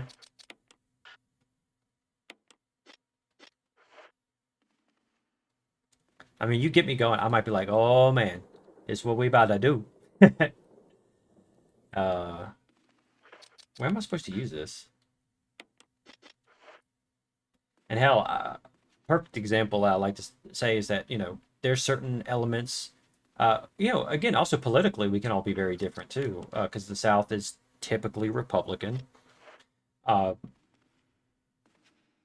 and places like the East Coast, like especially the Midwest, not the Midwestern, but the New England area, and like the West Coast, they could be heavily Democrat. I thought I'm supposed to use this next to this window, aren't I? And the dog's supposed to go blah.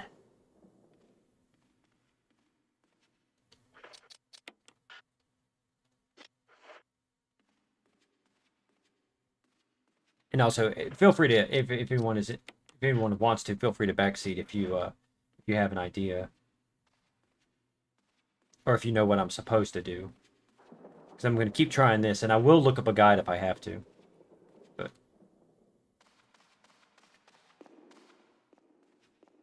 just remember what happened here today. Hmm.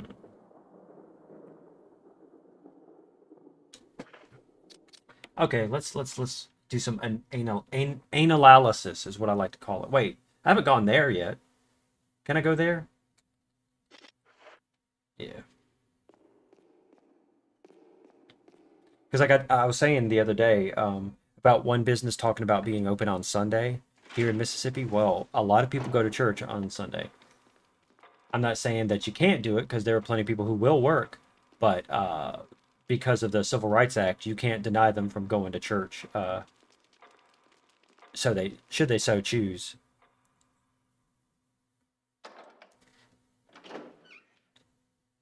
Oh, yep. It can be really hard to know exactly what this state's mixing up. Yeah, it's interesting, isn't it, to like see the different like versions of how people interpret America. And to be fair, they're not no all necessarily invalid. It's just see these different interpretations. Give me just a second. I need to open this. There we go, so I can see a little bit better. I can't see shit. Okay. Yeah, it's interesting to see like because one thing I don't like, again another thing about inaccurate depictions in movies is the South. The South is often depicted in movies as being backwards as fuck, and there are some ways that we are backwards as fuck, but there are other ways that we're not really as backwards as people think. Like you watch a movie like A Time to Kill, and everyone's in the courtroom and you got them, they're waving the fans because they're hot because there's no AC. We have AC here because holy shit, it is hot as hell and I want AC. There are people who don't have AC now because economically we are not doing very well.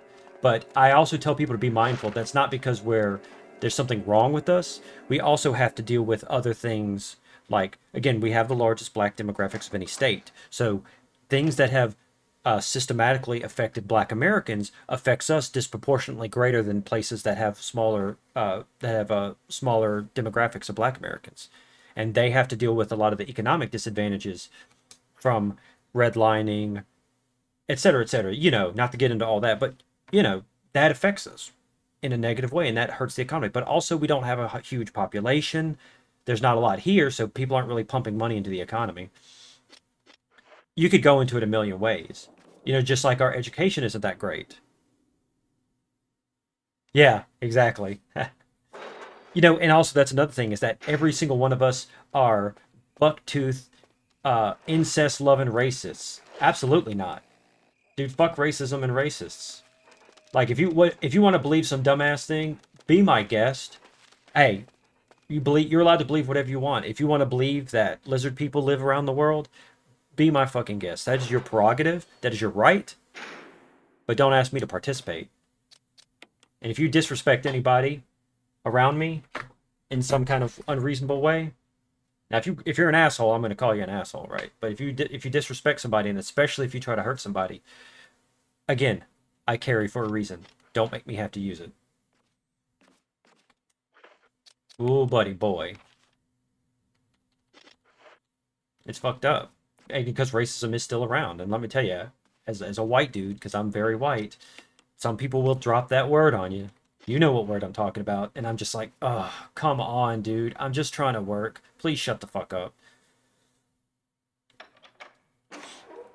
Like one time we had a young guy working in our shop, and he tried to use some joke like that, and I was like, I know the joke. Go about your business. Just leave me out of it, all right? I've heard it. Trust me. Oh fuck! Get Stick that in your pipe and smoke it. Oh, he's not dead. Run! Wait, I'll just shotgun him.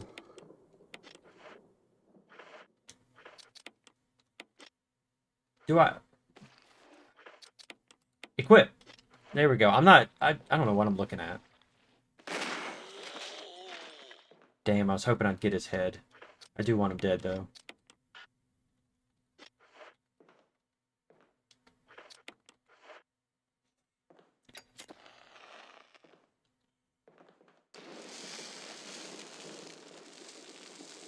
Yeah, they're actually, I will say it like this, is that's probably more accurate, that there's a lot of places where there's just not a whole lot of stuff. Because there really isn't. It's true. There's like a lot of spaces where there's just not a lot of nothing. You know?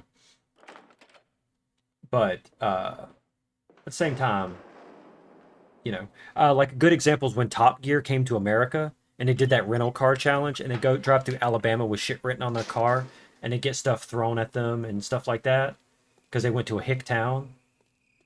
You know, I I'm not going to say that's impossible, but I will say this is that that's probably not going to happen to you. I mean, if you spray paint NASCAR sucks on the side of your car, they're just gonna be like, "What the hell are you doing?" More so than actually attacking you. But it also probably depends on the town too. So,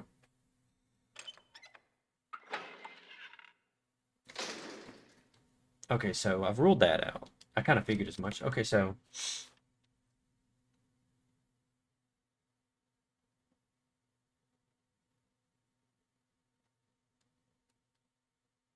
I wanted to go to the end of that hall. That's what I wanted to do.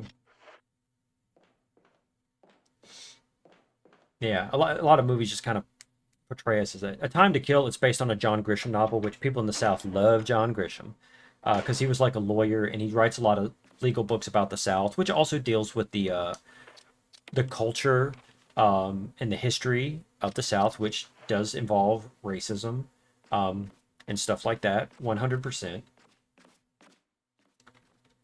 You know, so I'm not gonna lie about that. And they can be interesting books. I find them kind of dull, but and again, he's from the South, so he's not he's not ignorant. Oh God, so I came here unnecessarily. But yeah, for the most part, you drive through the South, unless it's like, I mean, even Texas, because Texas is huge. You know, unless you go to like a city where people are, it's going to be a lot of road. We're not the most rural state though, so it's not like it's nothing but farmland everywhere. But in general. Okay, what do I need to do next? I'm really lost, and I'm getting my ass kicked too. So I'm guessing what I gotta do. I need to try to go over here on the left side of the map. Man, these dogs suck. Luckily, I haven't grabbed any herbs. Get off me!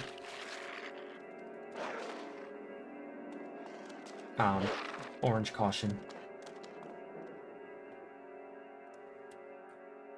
trying to think if there's...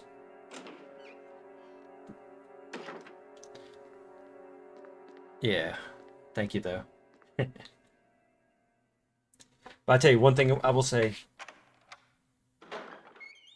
Yeah, there can be just like big pockets of stuff, or big pockets of just like places where there's very, very small cities.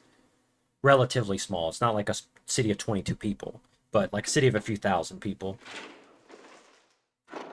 One thing though, it is cheap. It is cheap to live here. So that is something I do like. Ah, yes, a good that's a Z tip right there for you. Z tip, don't get injured.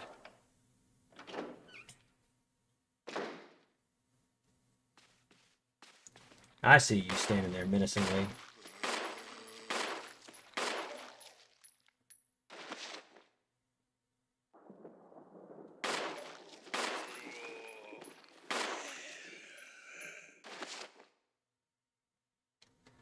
I mean, I guess I probably could use my knife and be a little bit more reasonable about using it instead of the ammo. But I'm going to pretend like I'm doing right. Okay. I really need that armor key.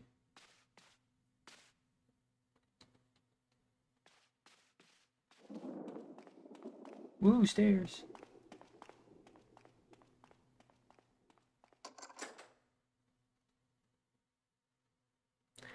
I tried to use the whistle on the second floor balcony. I am playing with tank controls. Oh wait, yeah, this does have the option of modern, doesn't it?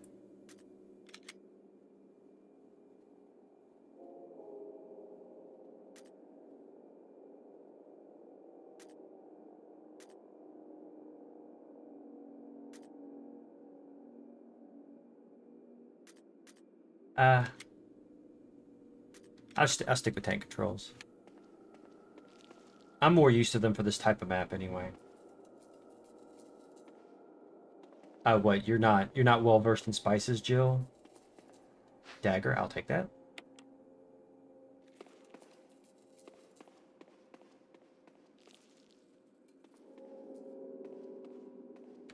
This reminds me, at my work, for some reason we have a gnat problem, and I don't know where it's coming from. Typically, if you have a problem with gnats, there has to be, like, something causing it. But I don't know what it is. Oh, really? Dude, that's awesome to be able to change it.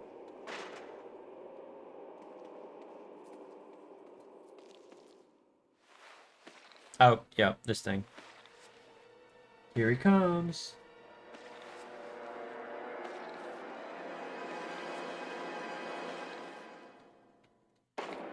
Here he comes, that one guy. Oh, he looks so mad.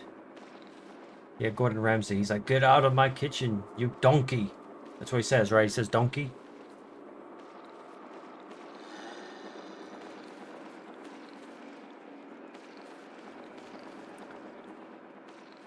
That gives me something else I could ramble on about. So, you know, there's a meme I've seen on the internet where it's like Gordon Ramsay, talking to adults, and he's like, you donkey, you idiot, and then like him being to kids, he's being really nice and kind and stuff like that. It's like, yeah, uh, because the truth is that one thing that I'll say about us Americans is that we love particularly TV shows that involve uh, being mean to people.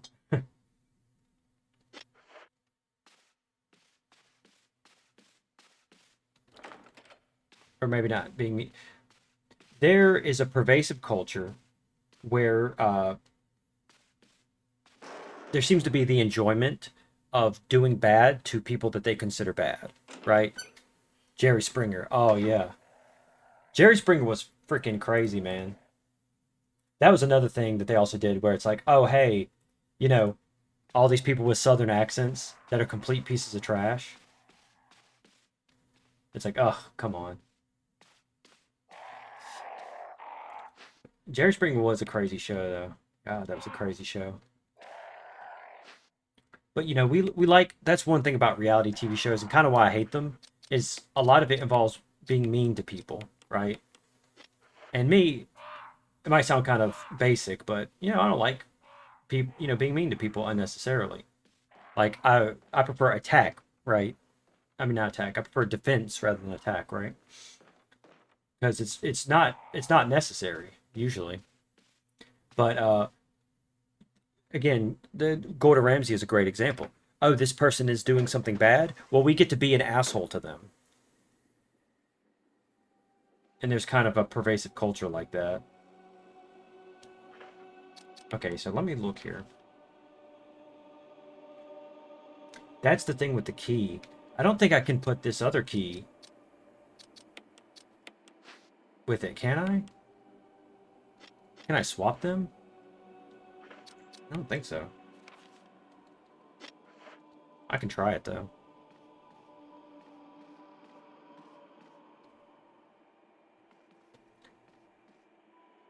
You know, but yeah, it's the thing about bullying and abusing people is sort of an extreme way to put it, but that's kind of how it is. That, oh, if this person's bad, we can be bad to them because, oh, fuck, I forgot. Ah, great. Oh, man, I forgot. How dare I be bad at this game? That's it, buddy. See you later.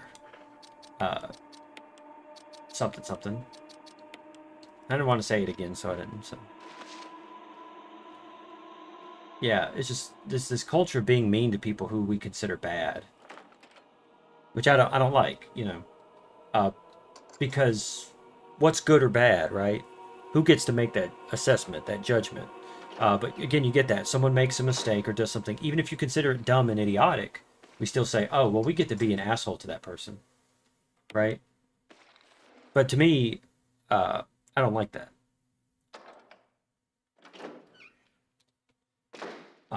Because it sort of builds this culture of, this toxic culture of you know, abuse, neglect, all this bad stuff.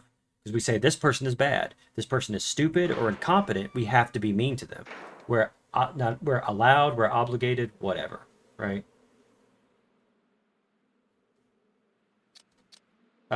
Sure. Okay.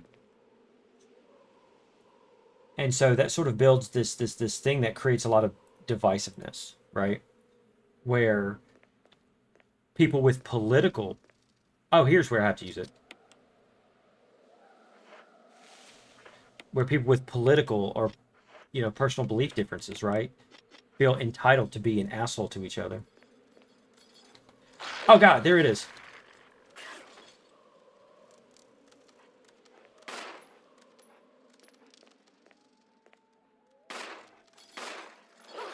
Oh my God, I'm gonna get my ass kicked.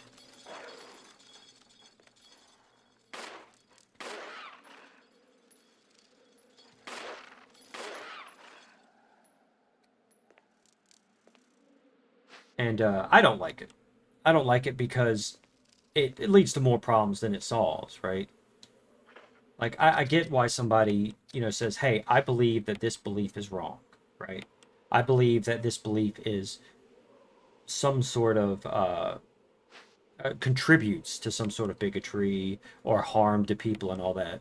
But I also like to point out, well, really, all of us can argue about how beliefs that we don't believe harm people and beliefs that we do believe help people, right? We could do that all day. Someone's like, I believe in increasing taxation on the rich because it will help people. And someone says, I believe in not increasing taxation on the rich because it will help people. No one ever says, I believe in this because I hate everybody and I want all people to suffer and die. Everybody thinks they're the hero of their story, right? Everybody thinks they think they're the anime protagonist, you know? And also, there's a concept that I like to bring up called first blood. You know, where, you know, you go online and there's discussions about beliefs or politics, whatever other kind of stuff, and then you encounter somebody who opposes you and they're a complete invalidating douchebag, right? You don't want to deal with that person. What was I saying? See, now I've got to think because I've got the armor key now. You know, you encounter that and you're like, this is horrific, you know. And that taints the way you look at any more interactions in that regard, right? Because, you know, from then on, you're going to be like, you're going to say, well, look at this person. This person's an asshole, right? And so you're going to feel entitled and justified with being an asshole back to them, right? Oh, no. Run. Because you're like, well, hey, I didn't start it. Someone actually said this to me the other day. Turnabout is fair play. And I'm like, but that's the thing is, were you the victim? I'm not saying that people aren't victims of abuse and all that kind of stuff. all that kind of stuff. What I'm saying is, yeah, like I said, the first time that you were hurt was the person that hurt you. Were they attacking you, or were they the person who says turnabout is fair play? Because that's the nature of abuse. Abuse is pervasive. You know, when someone gets abused, the chance of them abusing someone else is increased significantly. So it's not a good idea to abuse people because it's not going to stop. You have at one point you have to be the person that stops it. You know, which unfortunately means that you have to find a way to cope with it, to deal with it, to accept it, without also causing harm to somebody else. It's tough. I know. I was a victim of child abuse. But if I went and had my own child and abused them, that wouldn't be right either, because all I'm doing is creating more abuse. And it's not effective for me either, because one, I could go to prison. Two, I might oh fuck, I might hate myself for harming somebody, particularly a child. So why do that? Why not instead go to fucking therapy, right? Oh shit, he's gonna be in here.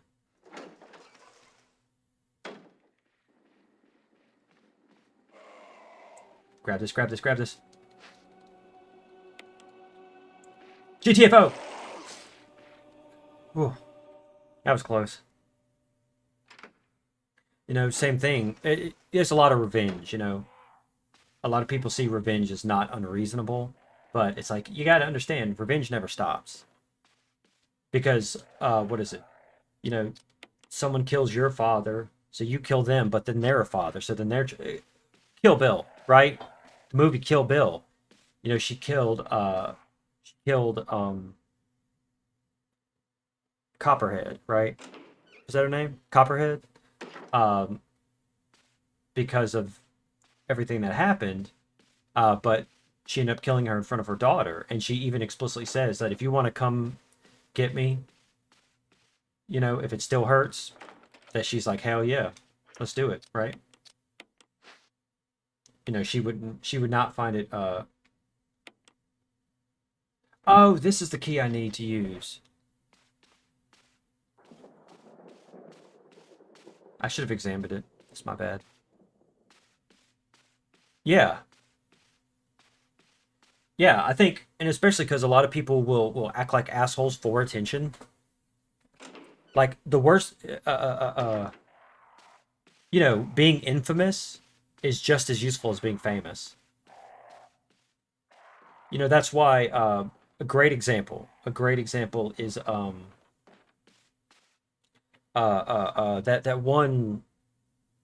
that e-girl, Belle Delphine, right? What does she do? She acts crazy, right? She does crazy stuff. She did the thing, she's smashing laptops and then messing around with an octopus or whatever. Stupid, right?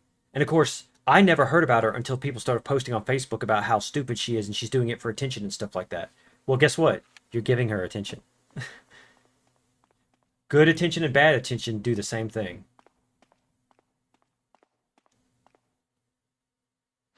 So it's like, you know, and the same thing. Someone wants to act like an asshole online, then you know what you say? Say, you know, like, let's say you say, hey, I don't agree with this law because I think that this law is unjust or it doesn't match with this or whatever, right? You can say that, and someone says, well, you're a fucking idiot. Then you can say, goodbye. Conversation is over. Or just block them. You even have to say anything. Just block their ass. Because they don't deserve your attention. They don't want to be respectful.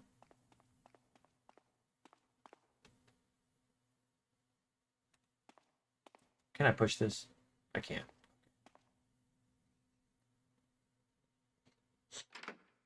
Wait, if death is only the beginning, then I should let the thing kill me, right? Because that's only the beginning. Yeah, it's like just stop the abuse where it starts. Don't say I get to be mean because other people were mean to me or other people lied or other people did this. No. We're not talking about what other people do. We're talking about what you do.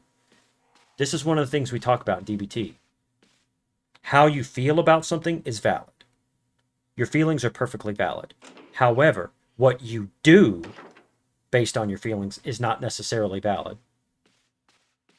And I think that's an important thing to remember. If somebody insults you, it is reasonable to feel hurt. Or to be mad about it. It is not reasonable to slash their tires. You know? I love DBT and I love talking about it. And that's where a lot of that comes from. A lot of that can go is looking at it and say, okay, it's not unreasonable for me to feel this way, but I do need to be mindful about what I do. Because you will eventually have to face consequences for your actions. So it's often best to, you know. And again, there's also things about dealing with the intensity of emotions. Because sometimes we get emotions far more intense than we would like. Do I need to push it out or in? I think I need to push it in, right? And we learn, like, that's what we're doing right now in DBT is emotion regulation. And so one of the things you do is check the facts. There's a thing called opposite action, etc., etc. Ooh, musical score. Nice. Always in. That's right. Always in. Never pull out. Once upon a time, someone was shouting in the streets. No one would think anything other than they have major mental capacity issues. They need help. And now you see that's only 20 rats. Yeah, that's the difference. Is that instead of doing it out on the street, they're doing it online because there's less consequences online, right?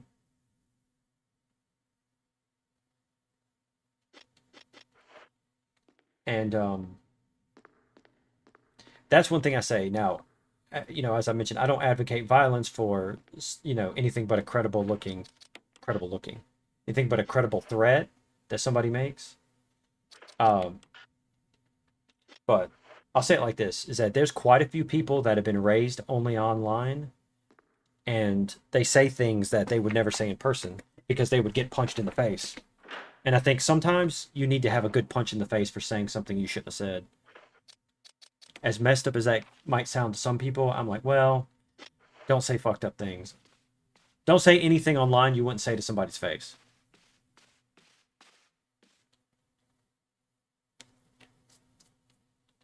We got to get out of that culture, but part of it is having to do with the way social media is and its nature of the way social media is and its, I don't want to say protective nature. Yeah, fine, I'll do this. I'm going to go to the box anyway, so.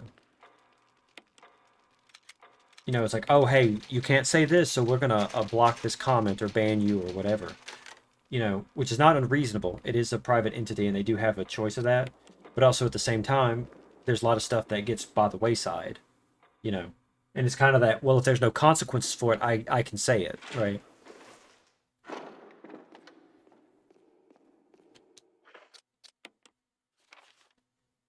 Because, like, a specific example I like to bring up is people telling people to harm themselves in some kind of way. Don't do that. Look, and you get a lot with this politics stuff too. I get it. You hate this one politician and you think anyone that supports them is evil, right? Don't say that. Just don't.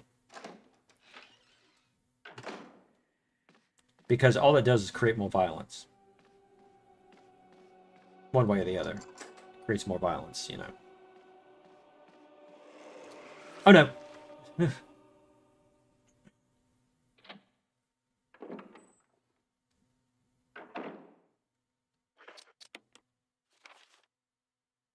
Okay, good. This is the right way to the box. Okay, cool.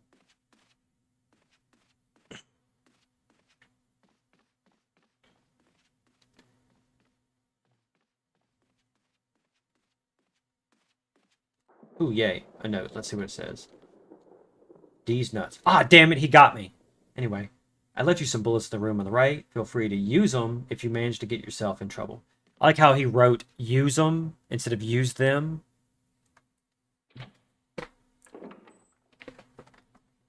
Supposedly, right? She could just be reading it in his voice. Oh yeah, ammunition. Let me dance.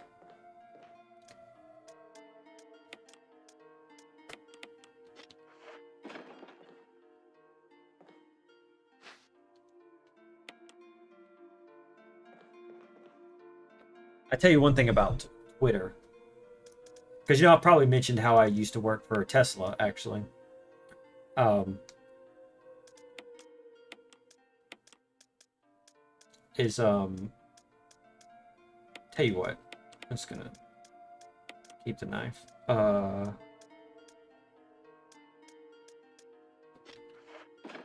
So, and from there, I developed a dislike of the Tesla automobiles and Tesla as a company and Elon Musk in general. To the point that I wrote out a 1500, something like that, maybe more, a big document where I'm ranting about Elon Musk. Uh, which it was a good tool for expressing my disdain with everything. And I do have it saved, so in case anybody ever wants to read it, I will post it and have people go, "What the hell's wrong with you?" Um, but that being said, I feel like people talk way too much about him, which is ironic because I'm talking about him now. But you know, so it makes me a hypocrite. So I'm a bad person now. But no, you see that all the time on the internet. There's like posts about him about saying how he's bad or he's good or he's whatever, and I'm like, who really cares? He's just some rich guy. In my opinion, he's just some rich guy who owns a couple companies. Hell, I only recently got into Twitter just so that I could have my page on it. And so that I could visit Rose's Twitter. Okay, so now I have the armor key. I know I can't go there because I got to get the umbrella crest. I know that. So I guess I should try to go through this door and open that. Because either one of those doors, they might be opened by the armor key? I don't know. Oh, I can't do that. No, no, no. I do not want the doorknob to fall off. Okay. Let's make a different plan, shall we? So up here, I've got 2 doors I can try.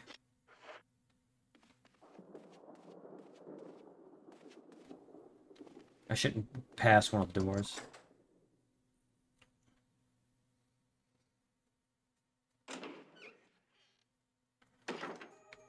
I'm actually not opposed. Regular famous people doing regular famous people things. Yeah. I don't know. We have here in America, we love celebrity culture. We really do. Good Lord, they love talking about celebrities. Now the Johnny Depp and Amber Heard thing was very interesting actually because there was a lot of discussion to be had about that, and he's a very very big movie star. But they get a lot of stuff where there's just like an obsession with talking about like nonsense about celebrities' lives, like this celebrity tweeted this, and I'm like, who cares? It's like I don't really care. Like there's recently a bunch of stuff involving Jack Black, and something that was said by what's his name, Kyle Gass. Yeah, and it's like, to be honest, I mean, I don't agree with what he said because wishing death upon people, there's no good way around that. Uh, he claims it was a joke, right? Or that he wasn't really serious or something. Whatever. But also at the same time, people making a big deal one way or the other about it. I'm like, so I don't really care that much. I mean, I'll say I disagree with it, but it's like, it's whatever. I still think he's a good actor, and I love the movie The Holiday. I think that's the best movie he's ever. I think that's his best movie. I'm not going to stop watching it because of something, whatever. It's not that important. I like him because of the work he did, not because of some opinion that him or his friend had.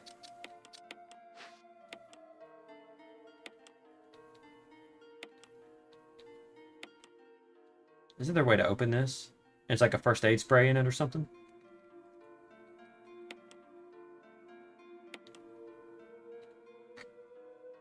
Yeah. I mean, there's nothing wrong with like talk about celebrities and like related things and stuff like that. It's just it goes too crazy. And hell, I think a lot of celebrities don't even run their own Twitter. I'm pretty sure that they have a PR person that does it for them. Again, to mention politics, I guarantee you Joe Biden doesn't do his own Twitter because he's an old man, and I highly doubt that he does that on his own. Maybe he does, but he's a president. He has more important things to do than faffing about on Twitter.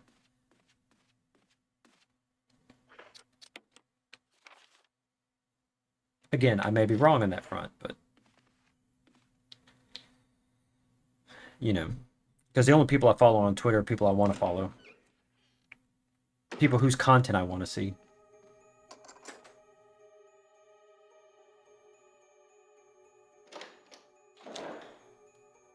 You know, you also get the paparazzi and stuff like that. They do have the freedom of press, but they end up harassing these people. And it's like, why? They're people. They may be millionaires, but they're just people.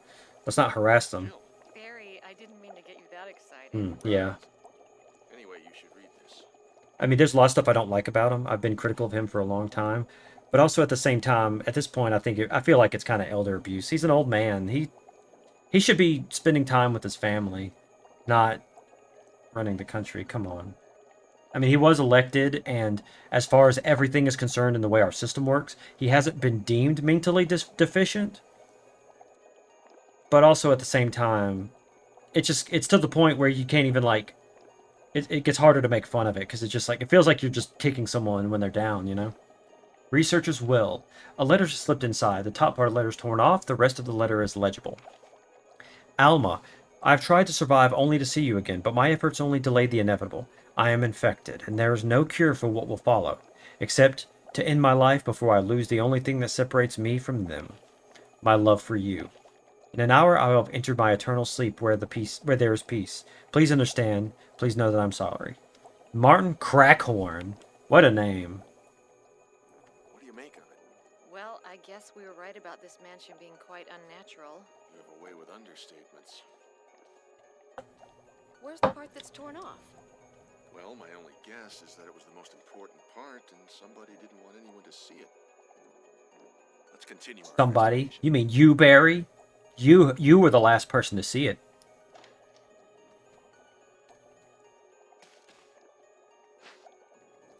Yes. Hook.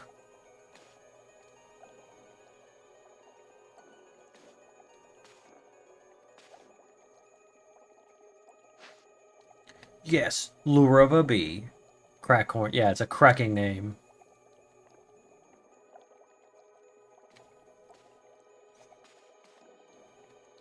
It reminds me of there's this funny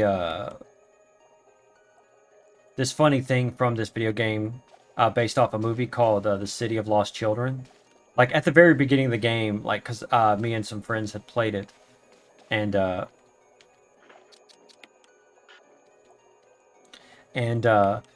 it starts out like you try to open, yeah, Fokker, which apparently is a real name. I think that, of course, this may have been urban legend, but one piece of trivia was where it's like they had to find somebody actually named Fokker for the sequel, so that they didn't get a higher rating for the name Meet the Fokkers. Which sounds about right, because you know we have the the ratings board and stuff like that, where you're not allowed, you can't name a movie Fuck Me Silly, right? Now, for one thing I read, and I don't know if it's true, where they said that they had a problem with the sequel, the Austin Powers sequel, where, because, in America, it's called The Spy Who Shagged Me. And it may not have been England, but it was someplace that it said they supposedly had to change the name because of the context of the word shag. Well, I see a puzzle here, and I just have to figure out how to do this.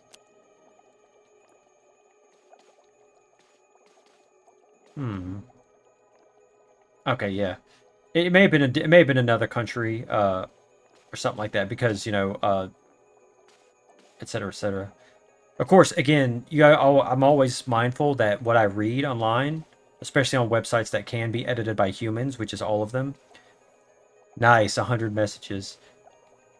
Thank you guys for talking in chat. You have to congratulate yourself because you are the guys that brought this about. But yeah, I'm always mindful that what you read online is written by somebody else, one way or the other. That doesn't necessarily mean it's a lie, but humans are fallible, so everything you read might not always be factual, whether by intent or not. Because like there was an urban legend that got spread about Star Wars, that the injuries that Luke received in Empire was done to hide the injuries he received and Mark Hamill received in real life from a motorcycle accident. But that's not true. That was already written in the script. Things like that. You have to be really careful because urban legends can spread. And granted, it's not really that harmful, but it's important to be mindful about the factuality of things. So I like to preface a lot of things with I read. That I read it somewhere. Not that it's true, but that I read it somewhere. And I like to double check myself if it's been a while, just in case I'm remembering it wrong. Which happens a lot. Ah, man, what should I do? I guess I'll put this up in the lighter. I don't need it right now.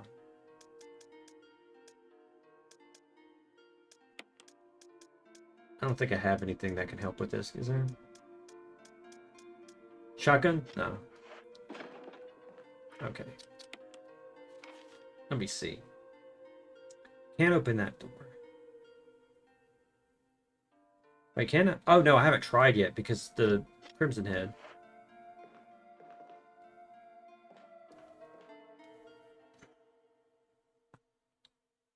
Which, of course, I get stuff wrong all the time, too, so... You know. Oh, no, I have to go the other way. Okay. Because, again, I do try to be factual whenever I can, but I make plenty of mistakes. Oh, I can? Okay. Oh, I think I know what I have to do. I have to, just swap them, right? Well, let me fiddle around with it. Yeah, I was thinking it had to be the same room, because I don't think what else could possibly do all that.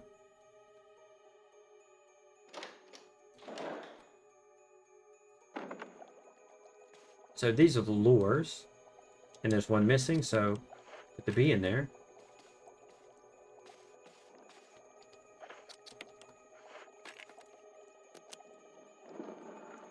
There we go. Ah, yes.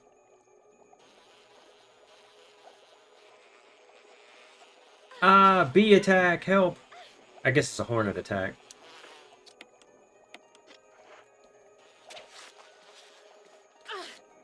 Shit. Get off me.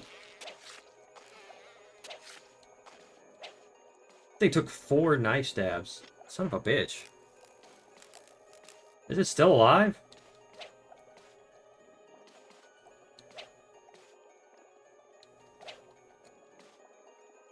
Can I just stomp on it? Zomhorn, that's right. Okay. Let me get the hell out of here. That's fine, I got plenty of healing items, so I'm good and stocked up. Hornby. That's right. No, Carnby from House of the Dead.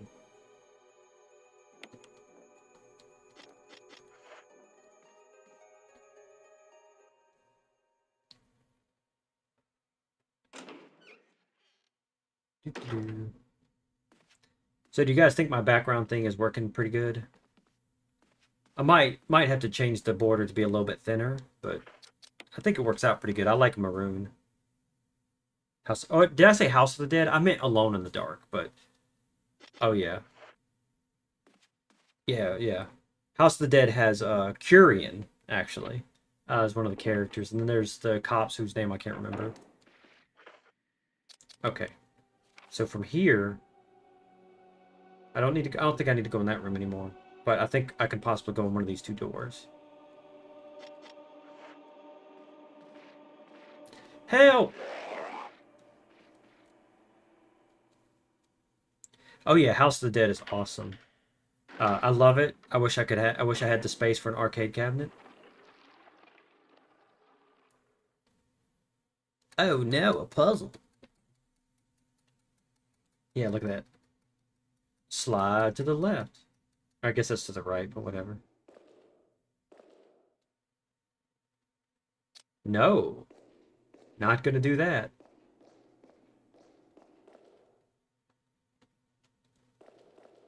So let's see. Okay, I see axe, shield, sword, spear. So let's see.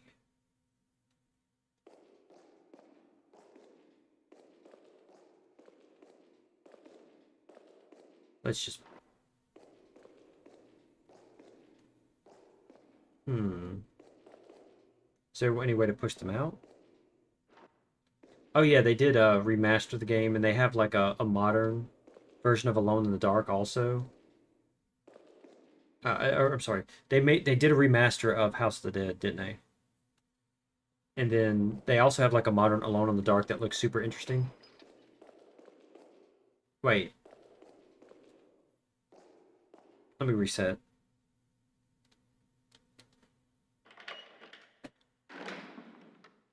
Yeah, I may just change. Oh God, get off me! So it looks really good.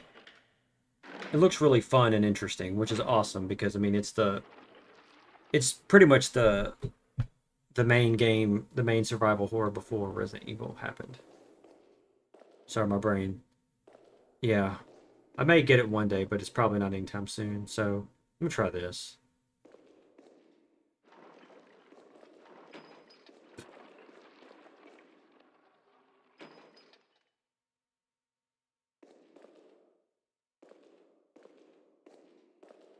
Okay, so let's try this.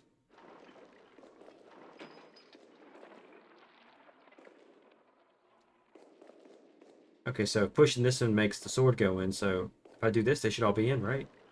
No, they shouldn't. Hmm. Let us figure out this puzzle. The only thing I don't like about this game is that she turns around really slow, but it's okay. So let's see what doing this does.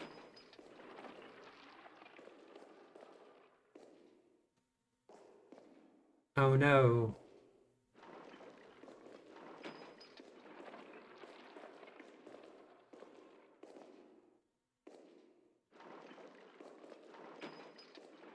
Wow, that went really easy. I'm so smart. I love myself.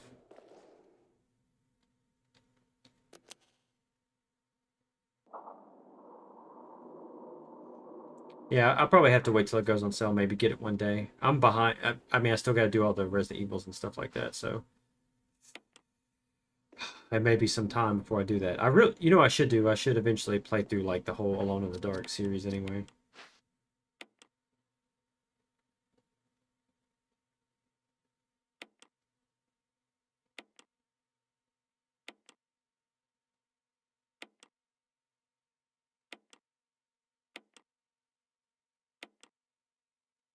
Oh, it's shaked. It's shaked.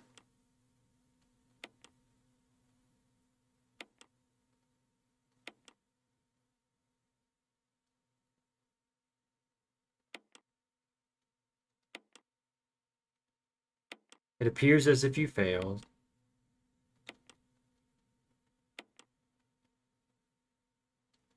Ah, it's a scary mask.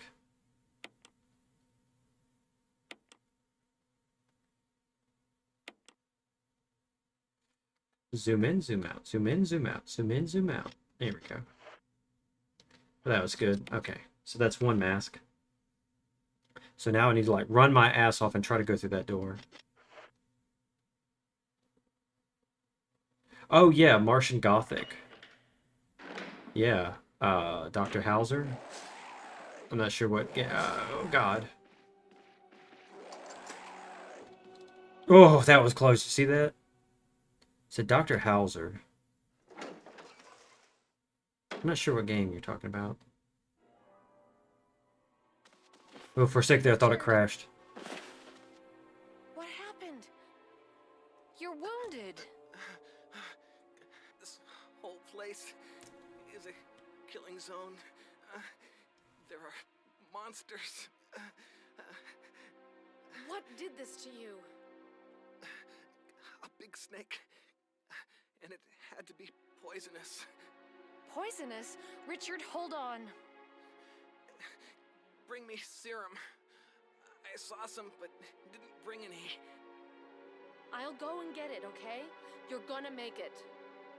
Thanks. Don't give him false hope, Joe. There's a lot of games I do need to play that I never played. Okay, so...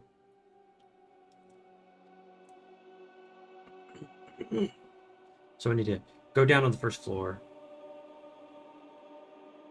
Wait, hold on. Second floor?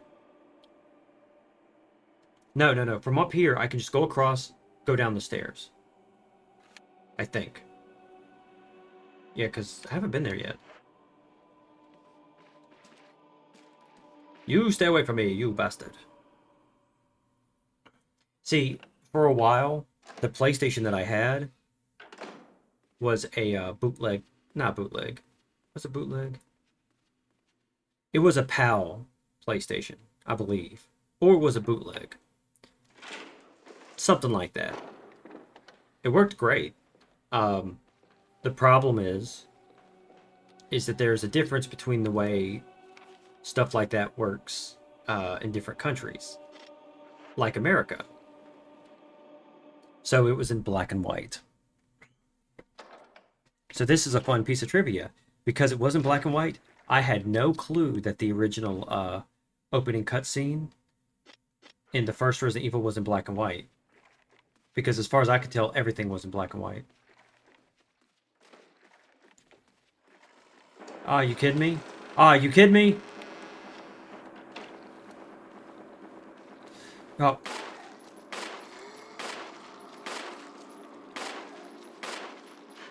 Ah, son of a bitch.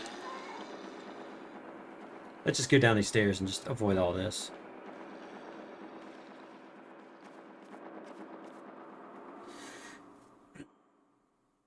I'll have to check that out. Let me look it up real quick. Let me pause it.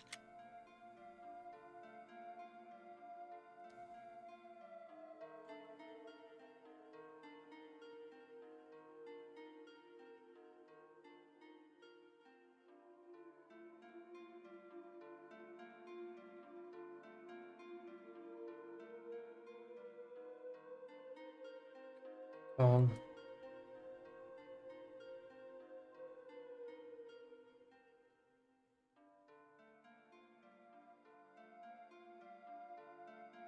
oh, interesting. Published for the 3DO.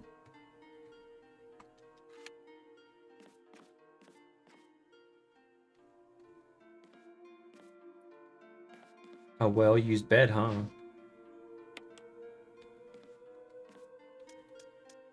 The mask can go up. That can go up.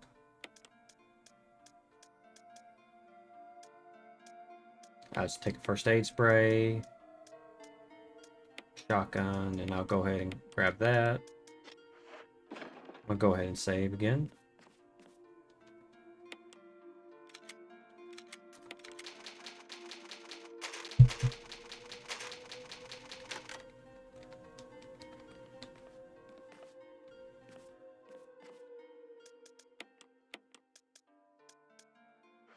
Be fine. Because I'm gonna need to use it on one of these zombies. Jesus Christ.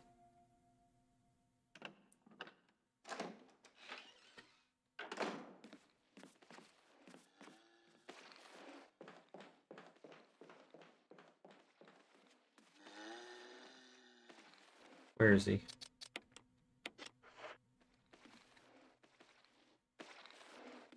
Come on, buddy.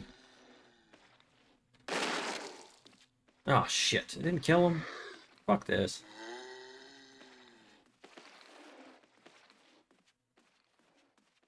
Yeah, I think I might need to use the knife more often. Because I've got plenty of healing items.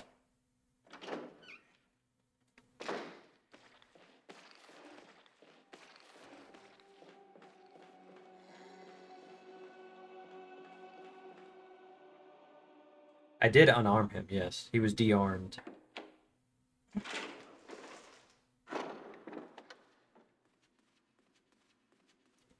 Now I have to shoot an unarmed zombie. Check my map, make sure I'm going the right way. Yeah, let's just not be in danger status. Okay. I should be able to make it here without the Crimson Head getting me. I think. Let's try anyway. Oh, see ya. Yeah, that's a good question. I wonder if you can. Like, or do they do like the others, or would they like only puke on you? Or do they just die? Hang in there. Jill, here's my radio. Take it.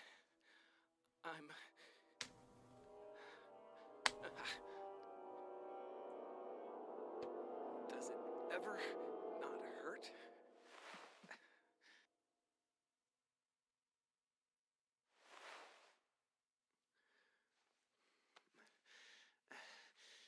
I'm okay. The others...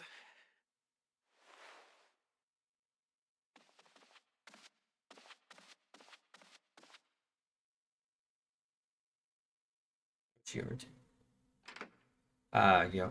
See.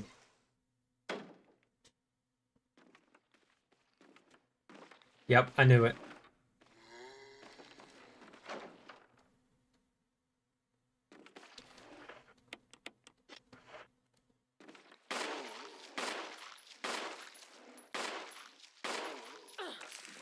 You son of a bitch. Fucking hate you.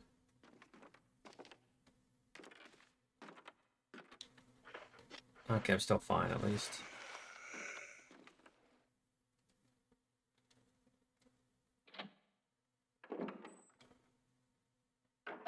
I forgot about the shield key. At least some ammo here. Oh man, I need a lighter.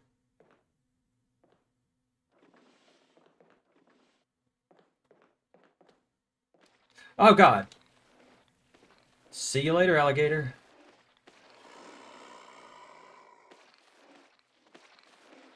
I'll bring the lighter back here. Oh, that's awesome. I didn't know that could happen.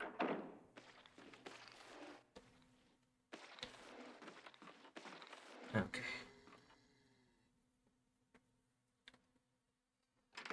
I've also been working on trying to change up my logo a little bit.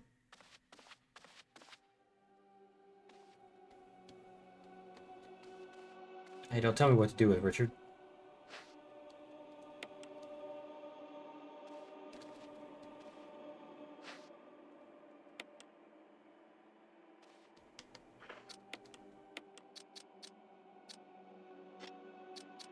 Let's see. Here's a box right there, so... I have to dodge that Crimson Head, though, to do it.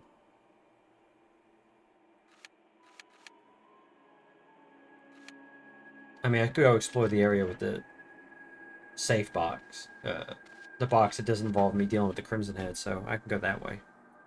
Even though there's more zombies.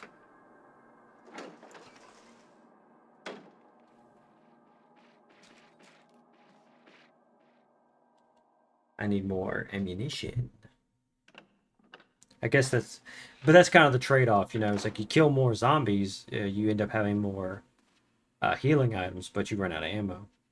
But you don't kill zombies, and you get hurt a lot, you know, the other way around.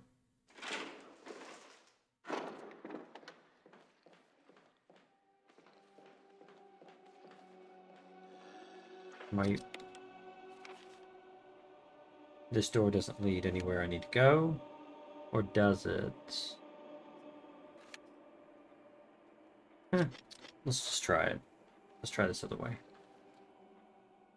I'm gonna try to use the knife a little bit. I do have plenty of healing, so I might be able to make it work.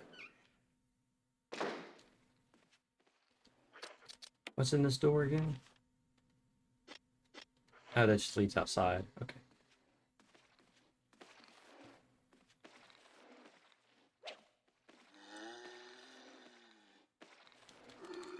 Get off me!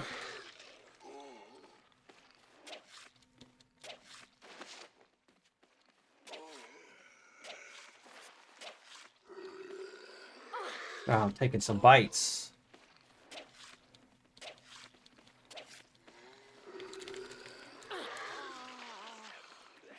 Oh, shit.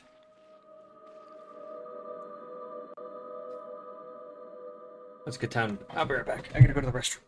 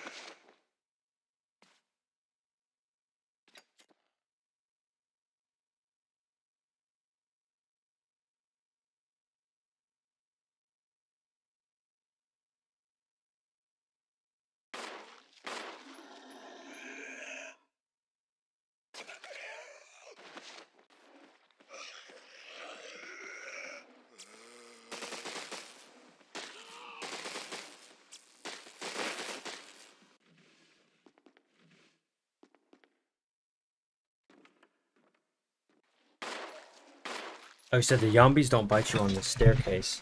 Oh, so if I try to knife them on the staircase, I can avoid getting the bite.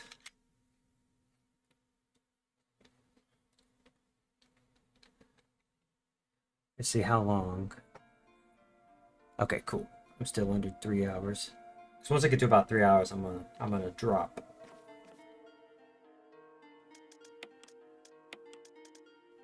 Okay, so I just won't worry about the shotgun, but I will carry the magazine and the lighter.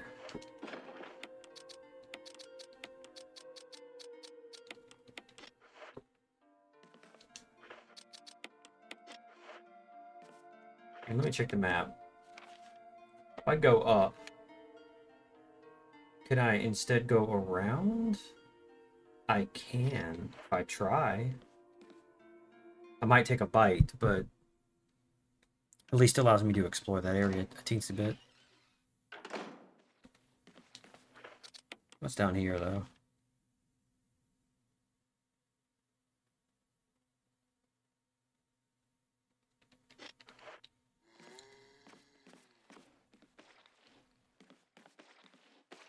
I think you have, what, 5 minutes to come help Richard? So you have, like, plenty of time. Like, as long as you just don't lollygag like a genius, that you should be alright.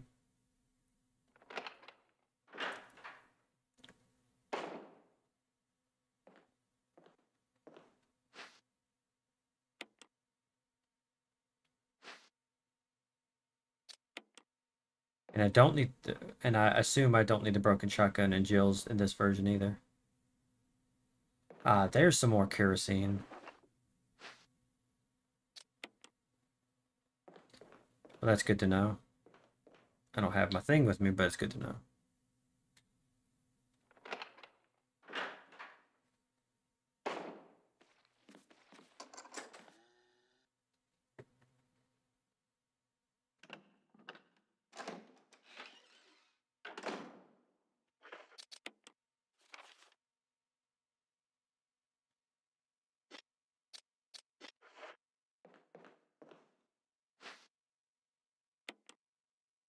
From here, I need to go down that hallway where there is probably a zombie.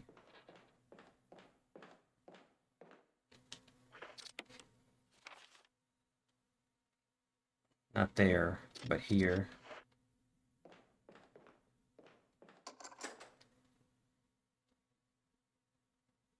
Yeah, because I remember in the original game, if you meet Barry, in the second floor, then he won't be there to save you for that door. So you got to do the shotgun first.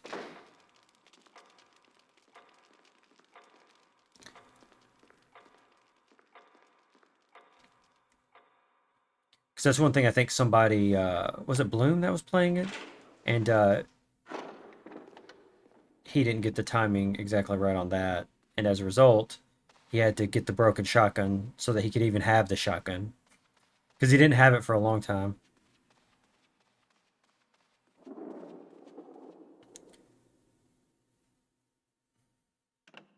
That's true. If you knife only, then it doesn't matter.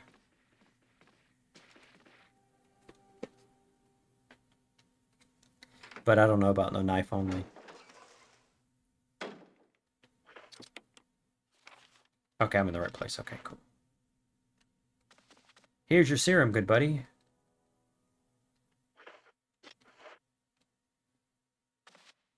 I hope you like its delicious serumness.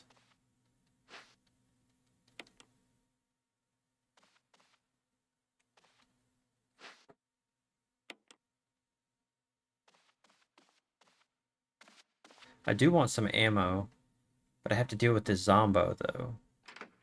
And I do want to get what the whole lighter situation is.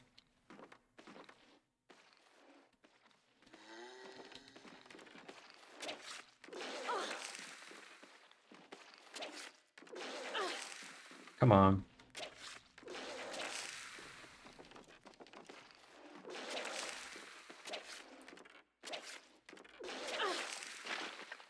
Okay. Come on. Oh, cool, he's dead. Okay, caution is okay.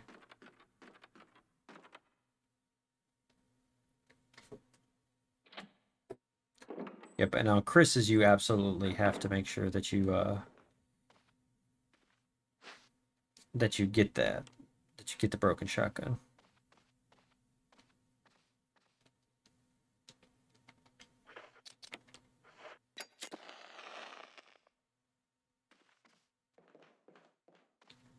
Anything interesting?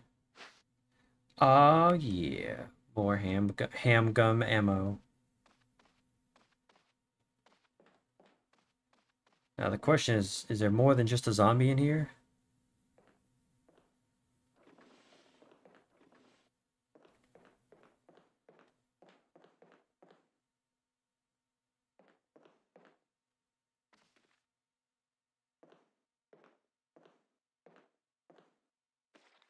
There we go.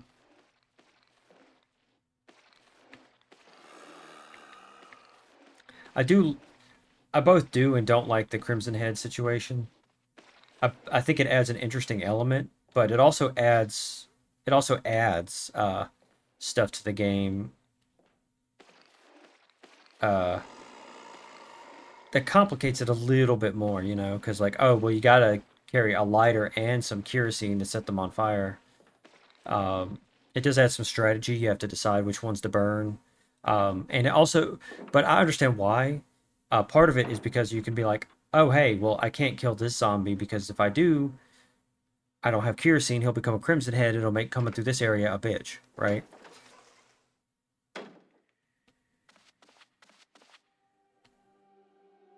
Don't tell me what to do with my Richard, with my dick. But like I don't necessarily mind the defensive items either. But you know, I'm also a sucker for simplicity. I love games that are. Yeah, I don't think the lighter should take up a slot.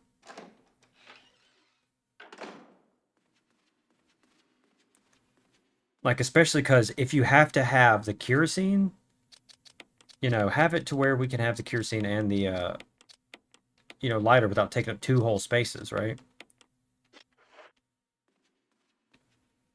Because at that point, it's like, oh, come on, guys. Cut us a little bit of a break. Yeah. Especially, like, at least with a game like Zero, at least with a game like Zero, you have 2 inventories. Wait, I want to go downstairs because I want to do the tiger thing. You have like 2 inventories, right? So some items that take up 2 inventory slots, it's not so bad because you got 2 inventories. Granted, you don't have boxes either, but um, you know. That's one thing that they got away with in Resident Evil was Resident Evil 3 was, stuff taking up multiple inventory slots. So even the rocket launcher only takes up 1 slot. Ooh. Let me turn this down a bit. I think it looks like it's peaking a bit, so.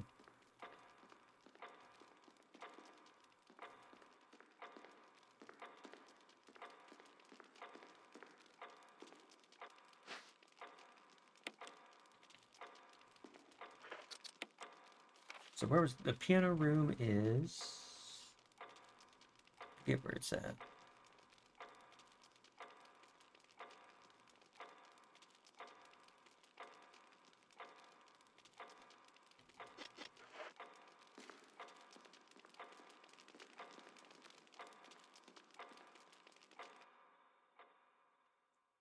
And also in Resident Evil 3, I won't say they give it to you early, but they don't make you wait a long time for the box, though. Or not the box, but the inventory expansion. Should be right here, shouldn't it?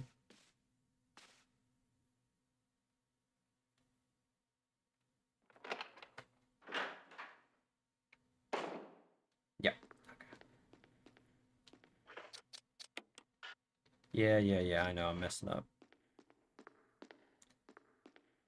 I guess I'll grab, once I get to a box, I'll grab the crest and the music at the same time.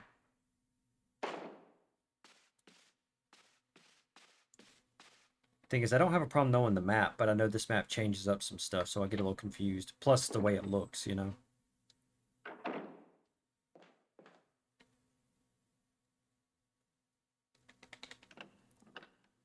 Why did I go in here? Isn't this the room? Oh no, it's Itchy Tasty. Itchy Tasty.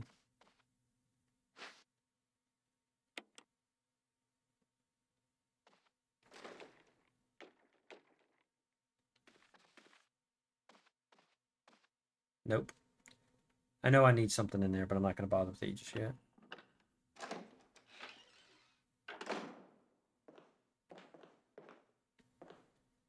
Oh, I thought there was going to be a zombie down there. I mean, I think Resident Evil 4 did it the best. Where you have, like, items take up different spots and you have to, like, organize your... Yeah, exactly. It's like you wake up and you have an IRL door randomizer. And you're like, oh god, no, not this.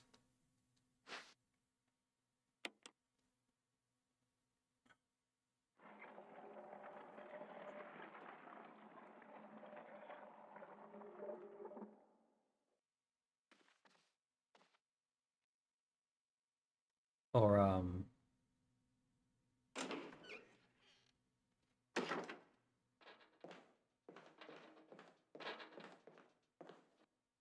Oh, there's the floor. I thought it was another door banging with that old Zombo coming to get me.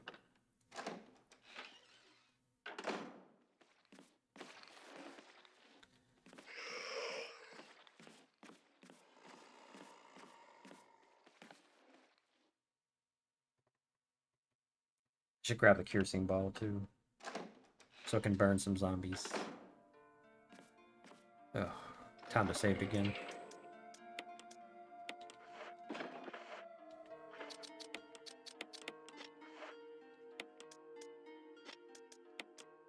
And again, I got plenty of pistol ammo. Yeah, I can drop that.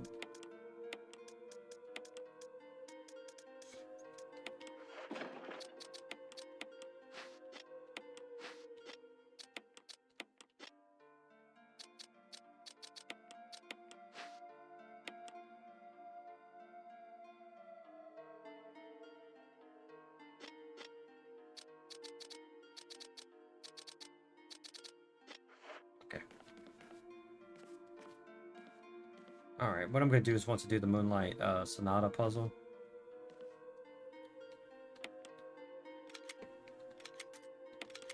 I'm going to, thank you for lurking, Henry. Want to do the Moonlight Sonata puzzle, I'm going to, in stream. So let's see.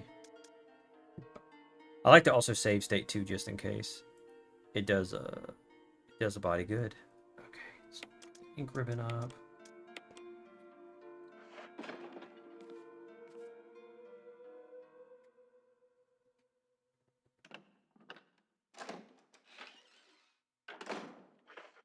Didn't grab the kerosene.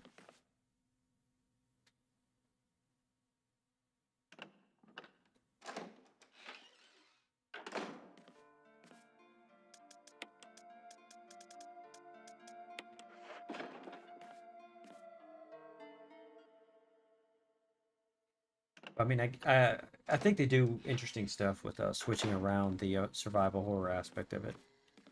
You know, because again, at this point, everybody knew Resident Evil, so they had a good idea of how to do resource management. And so changing it around is not a bad idea. And again, I think this is an excellent remake. So I'm not necessarily criticizing it. It's just I don't like it as much as I might if they didn't do it, you know. But then again, if they didn't do it, you know, you have the problem of making a remake that doesn't do enough new, that it's just basically a graphical update instead of an actual remake. And I think that's an important thing to keep in mind, is that a remake should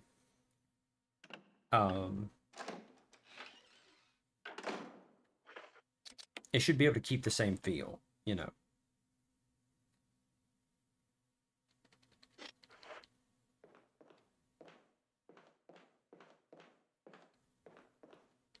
Because I'm going to use the shotgun in this room to get rid of this guy.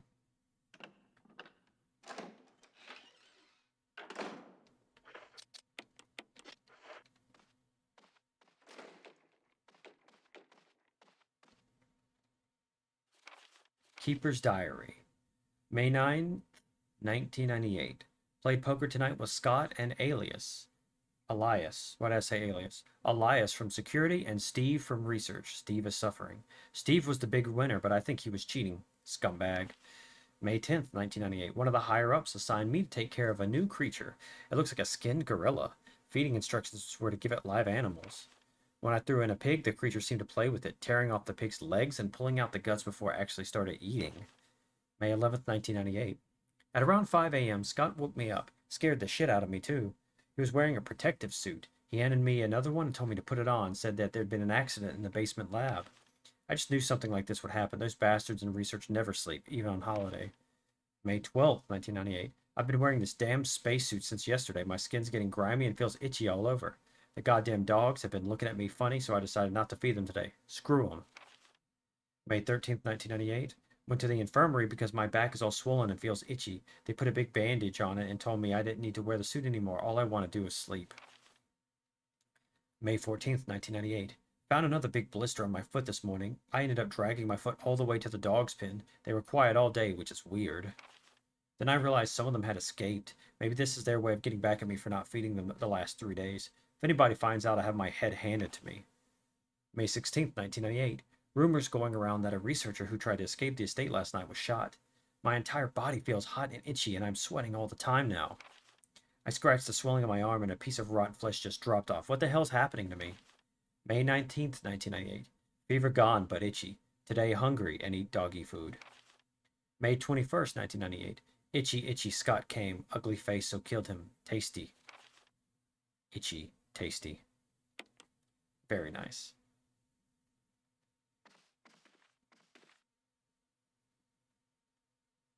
Itchy tasty? Itchy tasty!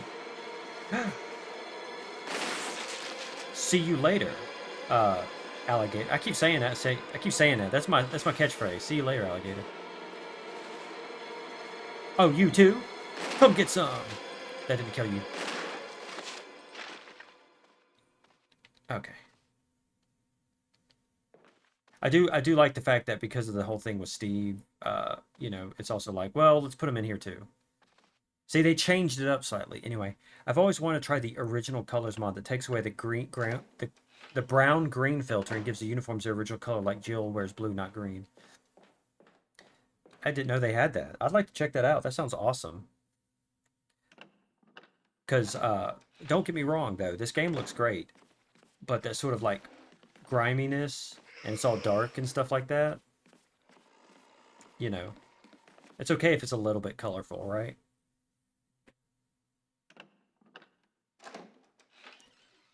That sounds awesome. Plus, if I had the PC version, I could like I don't have to worry about those other zombies because I'm not going in there. And so while I did the shotgun because that one was too close, and so okay, back to the piano.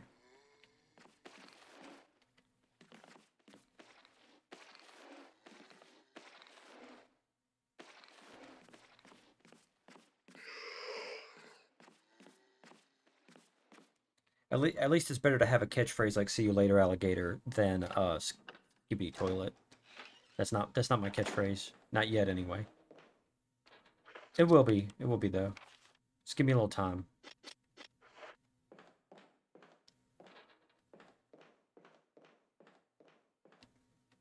Ooh, a rake. I'll take that. I mean, I know I said I was going to do the piano thing, but I'm going to do this first. Oh, I think this is where the plants are, right? Yeah, and I put the chemical in here. I'm not going to do this yet. I'm going to have to make sure to remember to do it, though.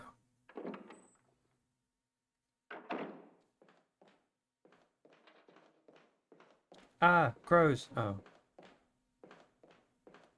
I do think the sound sounds really good. Like, they give it like that sort of spatial audio where it sounds like somebody walking in an empty, hollow room, you know?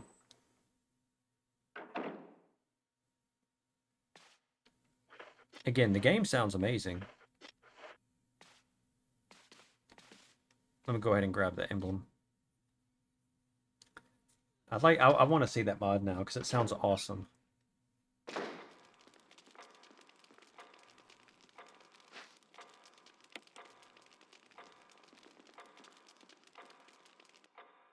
And I think they changed the puzzles up just enough to make it to where the reference doesn't feel lost, but it's close enough to where, you know, you still feel something to do it.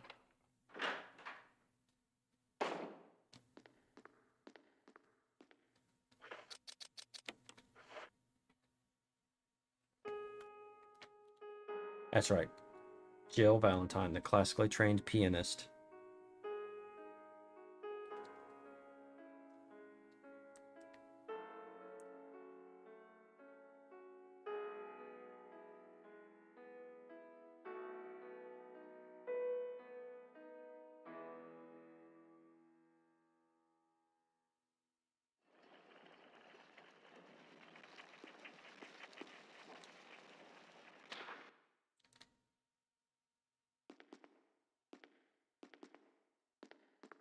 Yeah, the animations are really smooth in this game.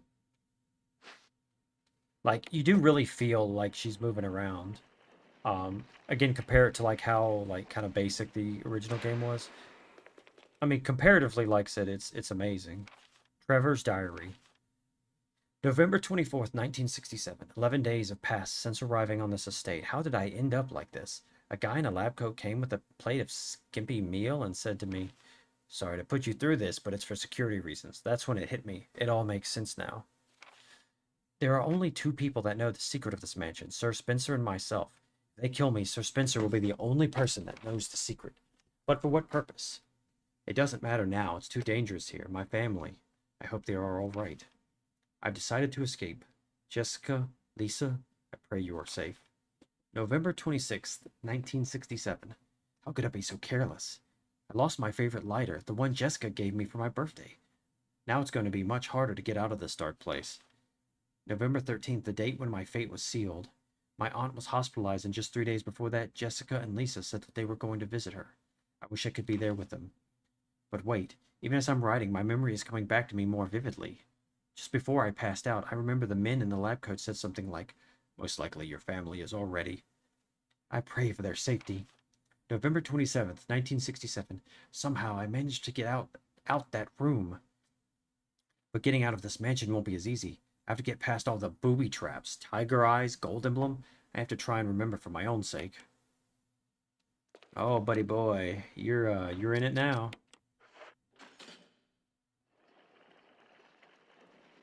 Yeah, it's very grounded. Yeah, I agree with that. Like you see that she turns if this was the original Resident Evil, the rate at which she turns around, it's probably about the same speed, but it wouldn't be as smooth because in reality, a person can't just pivot on their feet like a turret or a tank, right? And same thing, turning around, that's how she turns around. Because that's a realistic way how to turn around. It gives it a very gritty and realistic feeling.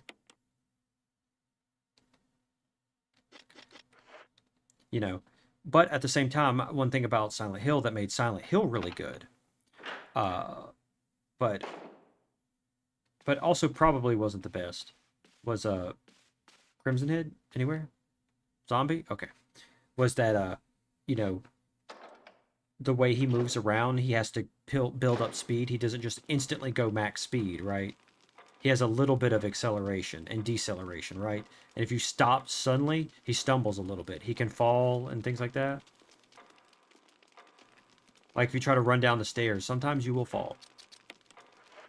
And so it's very interesting. It lends to the horror aspect of it because you feel more like a real person with limitations. However, at the same time,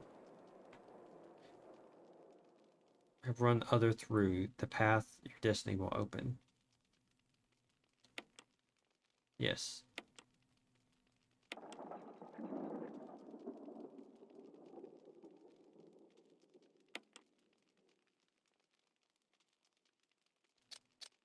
Eh. So yeah, that's one thing you have to be careful on Silent Hill. There's places where you have short staircases and you can walk off the side of them and Harry will stumble and fall to his knees for a second, right? And it lends to it because he can even miss with gunshots. Unlike this game where they just shoot, but he can actually miss. Okay, so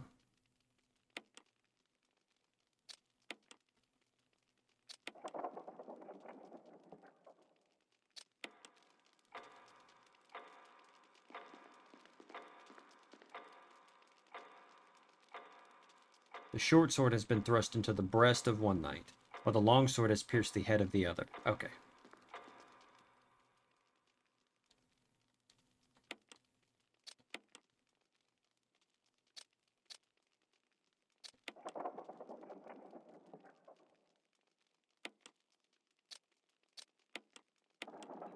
Oops, wrong way.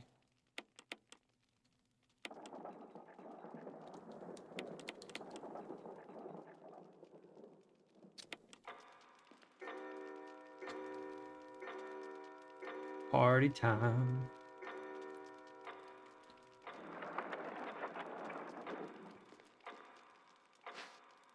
Yes, the mansion key. And this should be the shield key, yes. We're gonna fight a snake soon. We're gonna fight a snake soon. And by fight, I mean run away. Let's see.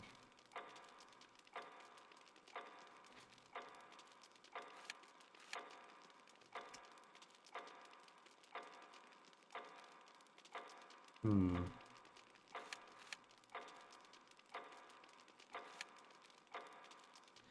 don't want to go in the hall with the Crimson Head.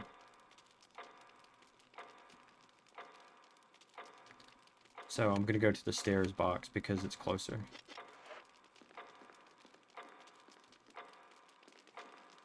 At least they give you plenty of increments, so. Because I try to avoid doing unnecessary save states. Like, I try to only do them as I save in the game. I'll do them every once in a while if it's absolutely necessary, but... Because I feel like it's probably better for me to... if I'm not necessarily trying to be like purely realistic, but I don't want to be a case of where I'm like, you know, I don't know if this will kill me. Let me save state first. You know, because I know the game well enough that, you know, I was like, well, I'm pretty sure they still have the Jill sandwich thing, so I should be able to do that without risking it. Stuff like that. Well, you know what? What time is it right now? 3:10. I still got time. Yeah. Okay. I need some space, though, so let me drop the keys and grab the chemical.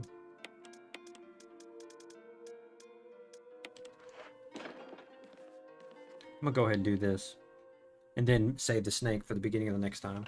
See, I wanted to go ahead and like do this because again, I'm trying to avoid letting stuff get in the way of me doing this playthrough. Because I know, oh yeah, it is 9 p.m. over there, isn't it? Yeah, for me it's 3 p.m. Oh god, I got zombied. Shit. I'm in caution. Great. Okay. But in a little while, I've got to go to group, and I've got to do a little something at the house today, at least. I typically take Tuesdays off for that, so that I have the time, at least. Just one, so I can get a day off, since we're always so slow anyway.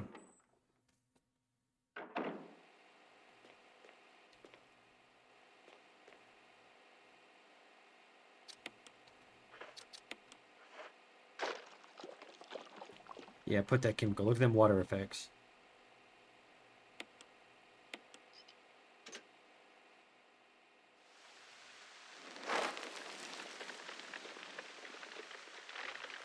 Hey, I'm sorry, it's Visinia, right? Visinia? I'm sorry if I'm getting that wrong. I always remember when I try to do the @ thing, you know, I try to type to say something. I keep wanting to type VIN, because, you know, like VIN number. I keep wanting to do that. And I've forgotten that it gives you the choice to switch so that you can... Because I'm assuming what it does is if you pick green, it accidentally kills all your plants. You caught me at the very tail end of it, too, because I'm about to skedaddle myself. These all green herbs, right?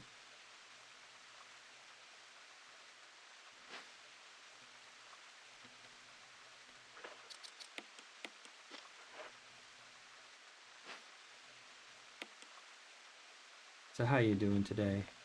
I haven't been asking. You know, I should be shouting out people too. I'll do it at the end. See, it's part of the thing about getting used to doing this whole thing is making sure you do stuff like shouting out people and stuff like that. But I will give everybody a cool shout out though. I'm doing all right. Just wanted to start this playthrough. I was thinking I might have only done it for like 2 hours, but I was like, I can go to 3. Plus, I would... Oh no, not zombos! They might attack me. I better run from them. I can't wait till I'm in my house, man. I just had hear the neighbor's kids screaming.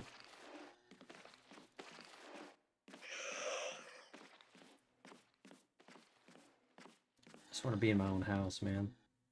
Because then we can have a party. Maybe I'll do a special stream for it or something. Plus, I can have it like set up in a way where I have a fun wall or something. I don't know. See, I got healing items with the ass now. This is great. I know I don't have all 4 masks, so...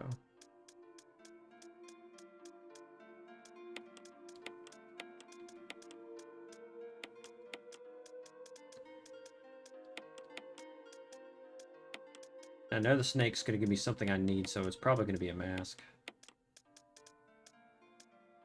Because, I think because you get the 3 crests, and they're only good for getting the magnum, which isn't necessary. But I can't remember specifically, though. I do know the masks are absolutely necessary. And I do know you have to give Barry his gun if you want the good ending. That's one thing I do remember. Let me hit that save state.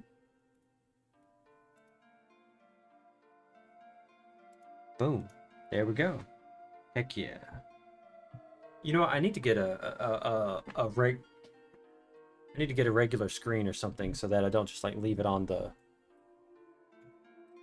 this or something. I don't know. I still need to work on a lot of this stuff because I'm not super experienced with it. The stuff I've done in like the past year is like more than what I've done.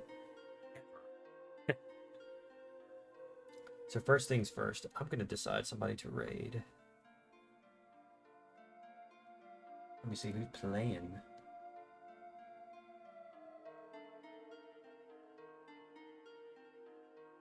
Detective Magnata, he's playing. So is Thanatos, but he's playing Diablo 4. And, well, Detective Magnata is playing Uncharted 2, which isn't necessarily similar. But I haven't really... I think I've only rated... Did I rate him last time? Who did I rate? I don't know.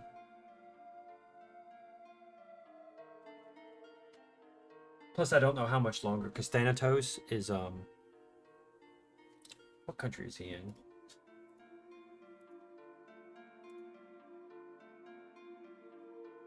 He's English also, yeah. So for him, it's 9, and he typically streams earlier. So I don't know how much longer he's going to be on. He was streaming earlier, and I don't think he got back on.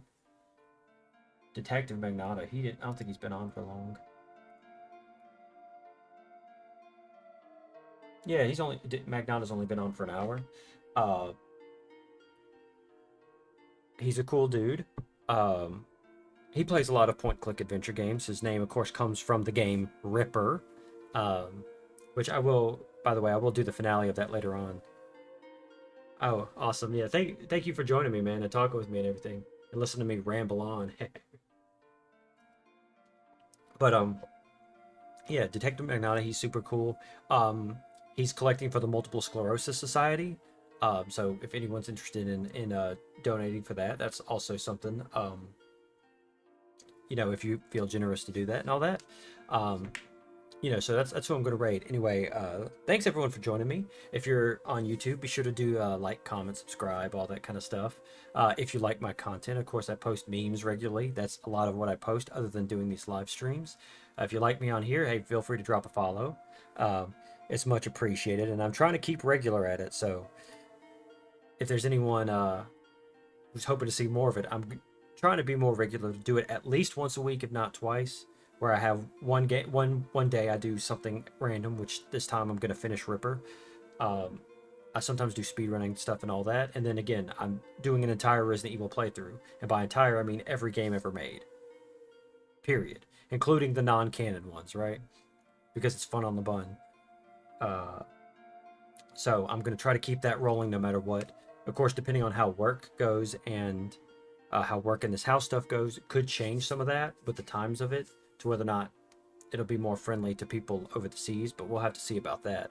I don't want to count my chickens before they hatch, right?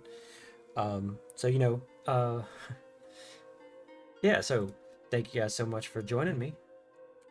Let's see, how do I do this? Raid, Detective Magnata. But yeah, be sure to drop, you know, drop by, you know, give them a hello, join in with the raid, and all that.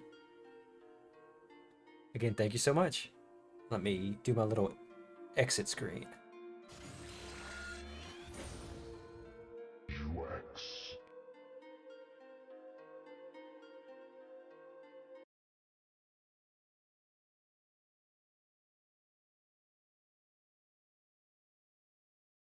Damn fuck.